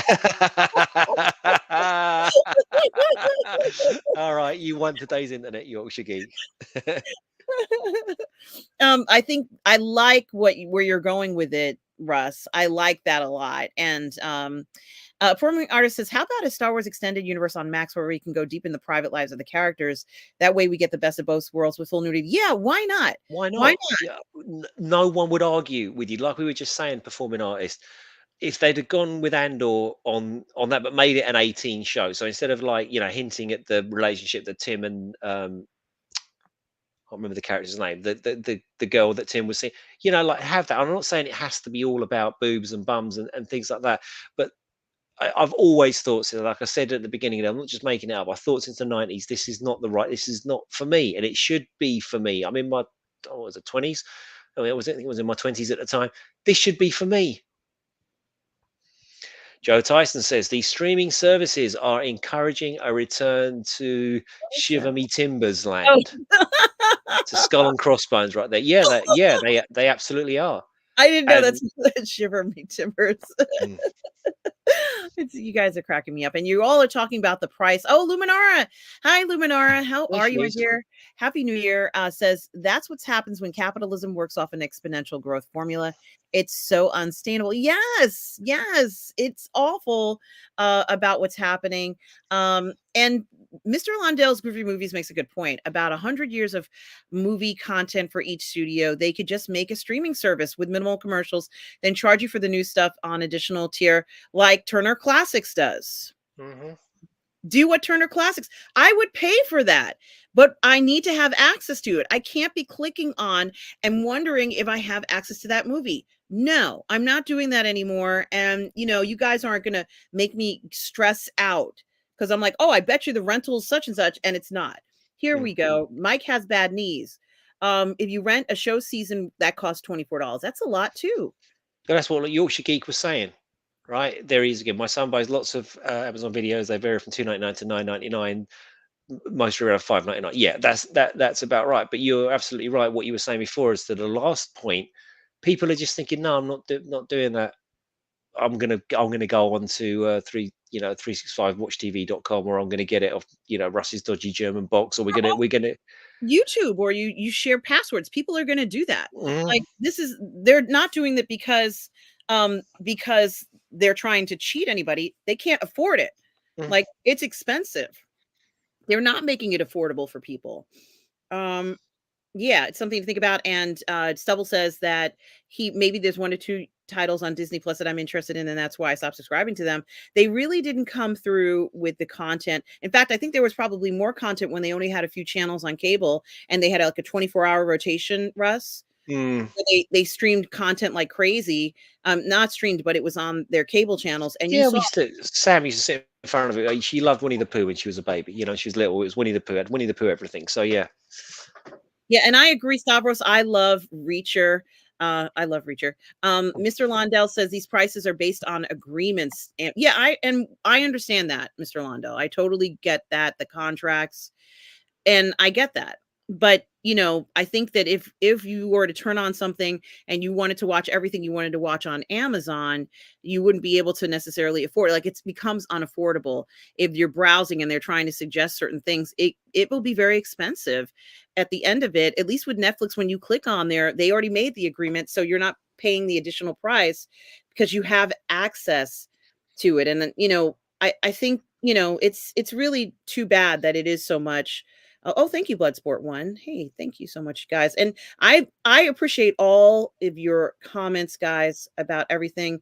Um, Bloodsport One says that's why I buy my favorite and rare movies on 4K. Yeah, I bought Zack Snyder's Justice League, Man of Steel, and BVS on 4K, and I don't have a 4K player. I don't either.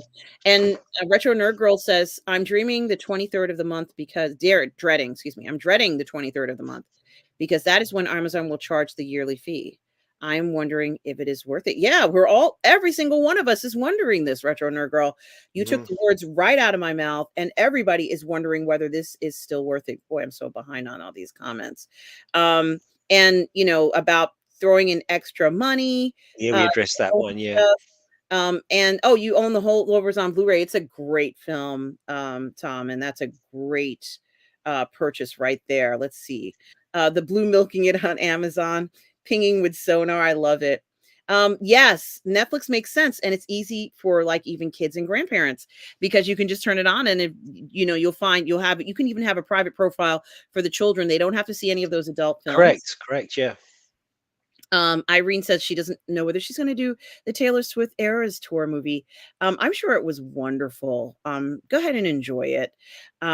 Let's see what else. Yes, Old Yorkshire Geek, The Watchmen is a masterpiece. Yes, I Yeah. love the sex scene in The Watchmen, and she has more than one sex scene. Like, I'm like, this woman is so lucky. This is like insane. So it is, and I also like Billy Cudrup as Dr. Manhattan because he's like such a soft way of speaking, Mm. and you only kind of see what he looks like in the beginning before the accident, if you will. But he's so gentle and yet so powerful. Like it's so strange. But it's so wonderful. Bonzo, you take care. Um, and thank you for stopping by today. Um, uh this is what you and I were also talking about, where Mario says the PG-13 version. He liked the BVS all over again. It looked like BVS all over again. Yeah. So there's a reason for this, Mario. So I actually did some research on this. I read it in Forbes that basically Netflix mandated a PG-13, no violence, no boobs cut because it was over Christmas. They wanted to get eyes on over Christmas. I was saying to our room when we were discussing this, they really should have released the sort of 10-hour hard R rated director's cut in the cinema if they were going to because then yeah, okay, you release the PG-13 on Netflix that families can watch over Christmas, but the only people that were going to the cinema to watch Rebel Moon was acolytes and critics. That was it. No one else. There was no one else there in the cinema. Cinema was packed, by the way.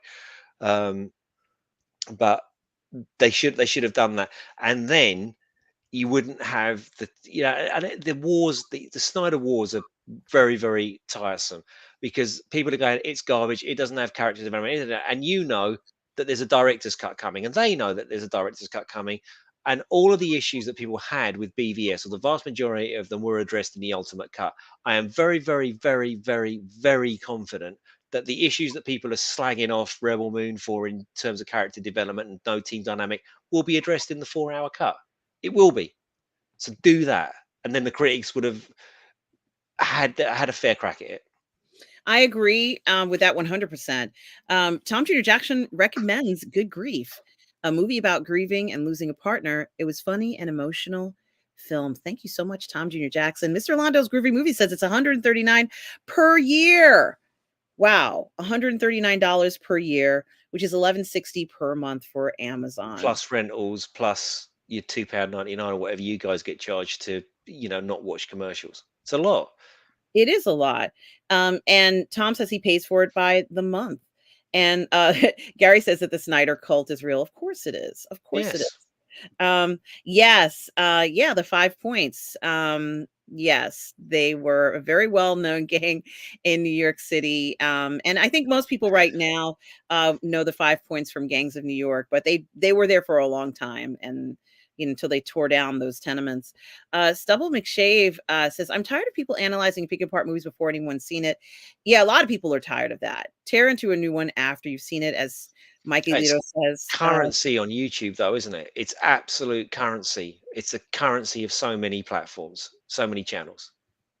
Yeah, and Netflix is from $6.99 to $2.29 a month. And I remember when Netflix, you paid for how many movies you got home that week. Mm. And look at where we are now. And Mario says he doesn't like Tim Burton's style, but he's not trashing the director. I think Tim Burton, did he make Edward Scissorhands?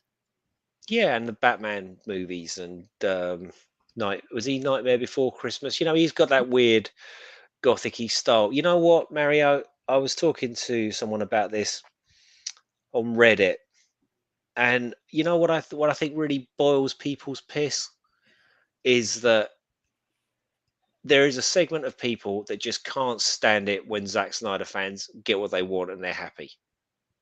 We're happy. We love the movie. We love you, Zach. You're our Lord and Savior. I've got the Jesus poster of Zach inside in the loo there. Like, I don't really. But what's my point? My point is that there seems to be this faction and of people that just go. We'll be sitting there talking about how great the music was in BVS or whatever, and then you'll just get like 30, 40 people. It's fucking shit, man, shit, shit, shit, shit. You Zack Snyder's rubbish. We hate Zack Snyder. Great. Well, then don't watch his stuff and fuck off out of my thread. That's really what you want to say. Like, great, you didn't like it. Okay, don't like it. Don't watch it. Don't ever buy anything. As soon as his name comes up, switch off. But no, it's not that. It's not that. It's attack, and it's not attacking. It's attacking you. I don't get it. Yeah, and it's something to think about. Thank you, Darth Vader, for the $2 super chat. Says rant longer. I guess I am going. And as Old Yorkshire Geek says, rant hard to rant longer. And hello, Norwegian Kryptonian, who's here. Hello, I saw him pop up. So good to see you, Norwegian Kryptonian. Hope you're well. It's been great to see you these past few days. I hope everything is going well with you. And Old Yorkshire Geeks talks about Jedis having kids and sex and all this stuff. And yeah, it's something to think about going forward. We You think there know, are brothels in the Jedi Temple then, like there well, were in the Colosseum? we know that there's a underground Oh, we do, pure and Obi-Wan knows everybody there. He certainly does. And I imagine the Jedi know everyone because it's something that exists, Hmm. and I guess will never be removed even in that, era. But it's something to say. It's something to think about. Um the other thing I was going to say is, and I know you guys have, oh my gosh, this is so generous. Okay. Old Yorkshire Geek says, okay, I'm trying to work out the poster behind RM. I thought it was Close Encounters. It's actually like a really big poster. The synthwave poster. Yes, it's a synthwave poster. And it's enormous. It's huge. So although I'm here, I'm actually there. I'm heading there. I don't know where that is. It's probably Miami or some, warm tropical place. Um, and that's what it is. Thought it was Close Encounters at first. What I'm told, I'll go. Yeah, it's synthwave. All right. Um, a performing artist for a 4.99 super chat. Thank you Wow, very that's much for really that. generous, man. Thanks so much. At Russ, I am convinced that Kevin Feige stole the idea of having an interconnected movie universe from Batman the animated series through Justice League Unlimited. Yeah, I don't know. I don't know about stole, but maybe you could be right. But it seemed like the obvious thing that hadn't ever been done, and it made so much sense because everybody in the world, in the Western world, has picked up a comic book, and we all kind of know that Captain America and the Hulk have fought each other, or Iron Man or Spider Man's fought the Hulk. We've seen those comics. Even we're not comic readers, we kind of know that they're yeah, those guys. So if you do know, and you get to that end credits or final scene or whatever it was in the first Iron Man, and Nick Fury walks in, people went nuts for it, and then they knew that they cracked it, and now everybody wants an interconnected universe. But did he steal the idea? I don't. Do you know what? I'm gonna say no because I think interconnected universes have been part of comics for such a long time. But he certainly got the jump on everybody else. That therein was the genius of it. But so that's yeah. I don't think he stole it, but I think he got in there first. So I think it was a brilliant concept at that time. But man, that's really nice. Thank you so much for that super chat. It's really kind of you. Now, is the interconnected movie universe also the multiverse? No. So, interconnected movie universe. But we spoke about this last night. You know, in like Man of Steel, when you see the Wayne satellite and the LexCorp truck. So Yes. those universes, those characters are connected. Oh, You yes, know, yes, yes, like, Spider Man's in New York and Captain America's and in Washington. Superman's in Metropolis. Batman's in Gotham. or That's Alien and Blade Runner. Alien, which are not connected apparently, but are if you want to make them so. I mean, I thought they were, but maybe not. But I understand what you're saying. Mm. That's interesting. Alien That is and Predator Predator, excuse me, Predator. in one timeline Yeah. is connected. So, yeah, that's interesting. Are there other genres where we see connections? Mostly like comedies will have a little Easter egg from some comedies. But I'm just trying to think of Tarantino, most of his stuff, like the Pulp Fiction, was connected to Reservoir Dogs, wasn't it? So mhm. he has a sort of shared universe in that way, and you see the same characters, and they might be in tiny little roles, and they might be in the background, but you'll see them. I'm trying to think of other ones. I'm sure there are, but I can't think off the top of my head. And we've got lots of chats to get through, so we should I will. And Retro Nurgle says we absolutely need more Godzilla minus ones and RRRs to spice hundred things percent. up. Absolutely. Um, yeah. And this is also interesting. And we've been talking about Jedi and children, and Retro Nurgle does make a good point about how they take, children away from their families and forbid them from having attachments. Everybody, like it's different things. It is very interesting to think about. And the old Yorkshire Geek. Okay, so this is an example of one, right, Russ? Mm-hmm. Because it won Best Picture, and it was in Korean, but it didn't win. It won in the Best Picture category, not the Best Foreign Language one, but in the Best Picture category, right, Russ? Well, yeah, I guess because these have to they have to be. There's a short list, and the Academy picks the films for the short list, and I guess everyone just agreed that it was good enough, even if it is a foreign language movie, to be up there.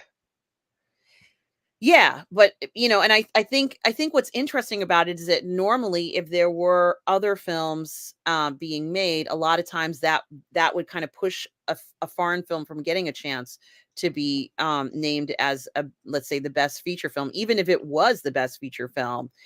Sometimes they'll prioritize films that are in English, but if there isn't anything in English that fits that category well enough, then we will often see foreign language films in the best feature film category. Maybe I can't remember what year that was. It wasn't so long ago, but maybe it was in the it must have been in the era when the superhero movie was absolutely crushing everything and actually being good. But those movies traditionally don't get nominated for best Picture or Best Actor, do they? So maybe it got a little bit of help up there.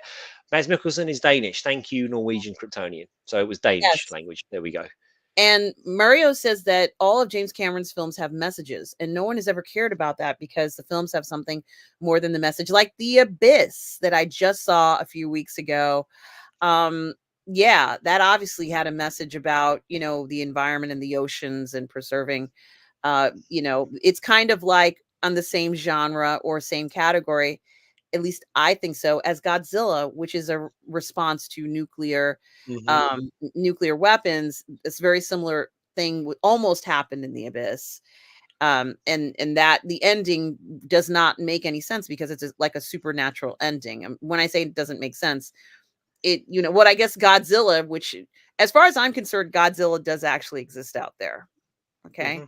But it is supernatural. So, I think dealing with the responsibility of that, The Abyss does address that, and I do like that it does that. But even though it gives you the message, it's not saying that you personally should be caring about this. It's not saying that.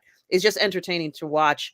I when I went to see it in the theater a few weeks ago, normally when you go to see a movie these days, there's always previews. Mm.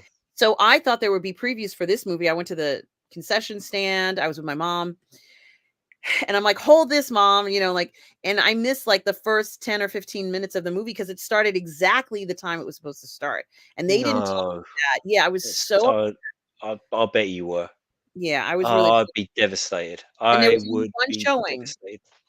Think to your point though, what you just said. It's not that he does think you should be thinking about these things, but at no point does James Cameron movie tell you that you are a horrible person for not thinking those things. He doesn't sort of single his audience members out and say, "Well, you're obviously of this persuasion, therefore you are horrible." And I think that's where he gets away with it.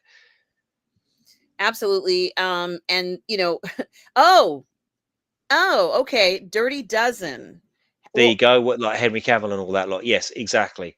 okay. Yeah, why not the remake? Did they remake it? Have they remade it? They must have done it, but that reminds me where I think they would be awesome. Remember, I was talking about Predator. Well, this year we've got Alien Romulus coming out, and I quite fancy seeing that lot as a bunch of colonial marines going up against the aliens. There you go. That's what I'd like them to do.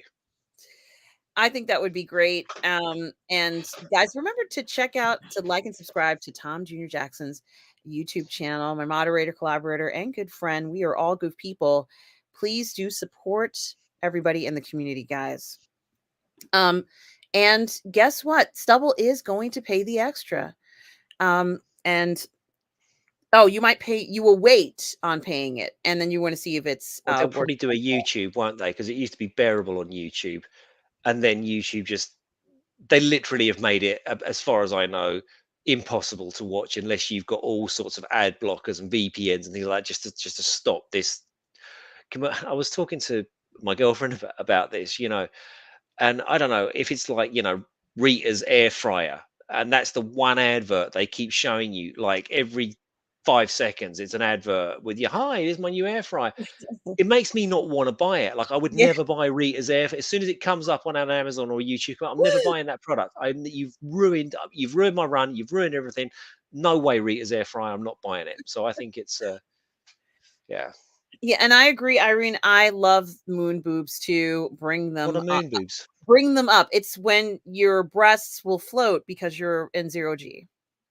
Oh, like in that James Bond film. Why That's did right. Angelina Jolie just pop into my mind? Out of all the people I that you don't could know. think of floating around with moon boobs, I thought of Angelina Jolie and Alexandra Daddario I always think and about Sydney when Sweeney. she asks James Bond if they can go around an orbit one more time. That was Moonraker, right? That's my absolute favorite line of any Bond girl to James Bond because you just want one more time. And he said yes. He didn't say anything, actually. I don't think he said anything, but Mhm. they did. And thank you, James Bond, for that. Um, uh, a, a performing artist says top underrated comedies of 2023 are Joyride, which I've heard so many good reviews of, Mhm. and Bottoms. Bottoms is number one for me, both female led. Yeah, I'm glad you mentioned that. There's been Nice one. many movies that are unbelievably great that Also, just to add, sorry, RM, you must remind us, performing artists, you said you were going to be doing more performing this year. So let us know if you're going to be doing that and where we can watch it, if it's going to be on YouTube and stuff like that. You know, like guys, if you're doing anything out, media wise that you want us to push, then just drop the links. absolutely. And Luminaris is having Prime free 2-day shipping also gets you to spend Which is more. correct. Yeah. Wex Wuther is here. Hi, Wex Wuther. Wex. Says YouTube brands are entertainment studios make great villains. Yeah, Wow. and people are pissed off about it, and that's what we were talking about before about the rise of YouTube memberships and subs. Yes, certainly something to think about. And I also want to thank Irene. Thank you so much. Who asks a $2 question here about tying people to that bed, to this bed? Yeah, because it's got the bars. Um, Yeah, I don't actually I can't answer that question because I don't kiss and tell, Irene. That's something that I never do. I never say yes and I never say no. I'm just gonna have to say no comment, Irene. But thank you for the $2 super chat, Irene. It's such a pleasure having you here. Let's go in some zero G. Let's give the girls a lift, Irene. Let's just go to some zero G and just float around like Madame Avasarala did in The Expanse. And she just floating around. And let's just go ahead and enjoy it. Irene, I so appreciate you.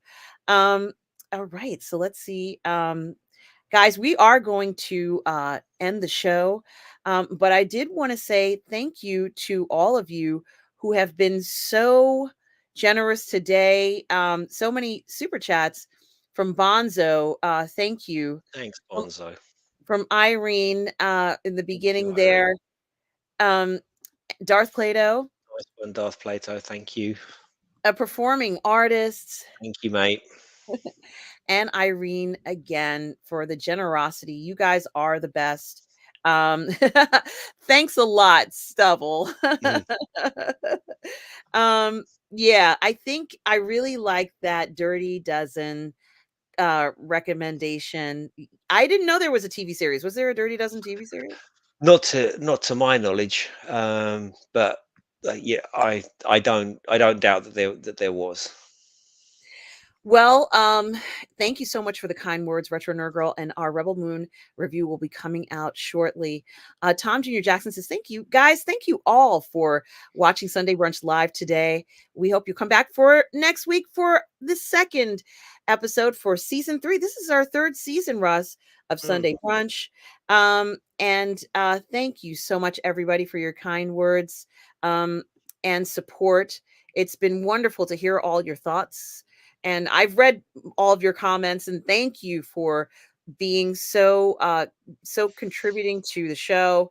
Russ, thank you as always for being here. only a pleasure. Russ, where can people find you? Here or at contact@russellwhitfield.com. But more importantly, where can people find you, RM? Well, guys, you can find me here on Positive Fandom and on the Burnettwork. You can also find me on Roman Empire Matters. The question is, when will Roman Empire Matters start? It starts this week. So be on the lookout. If you haven't already subscribed to Roman Empire Matters, please do. And you will start to see videos that we are making for Roman Empire Matters.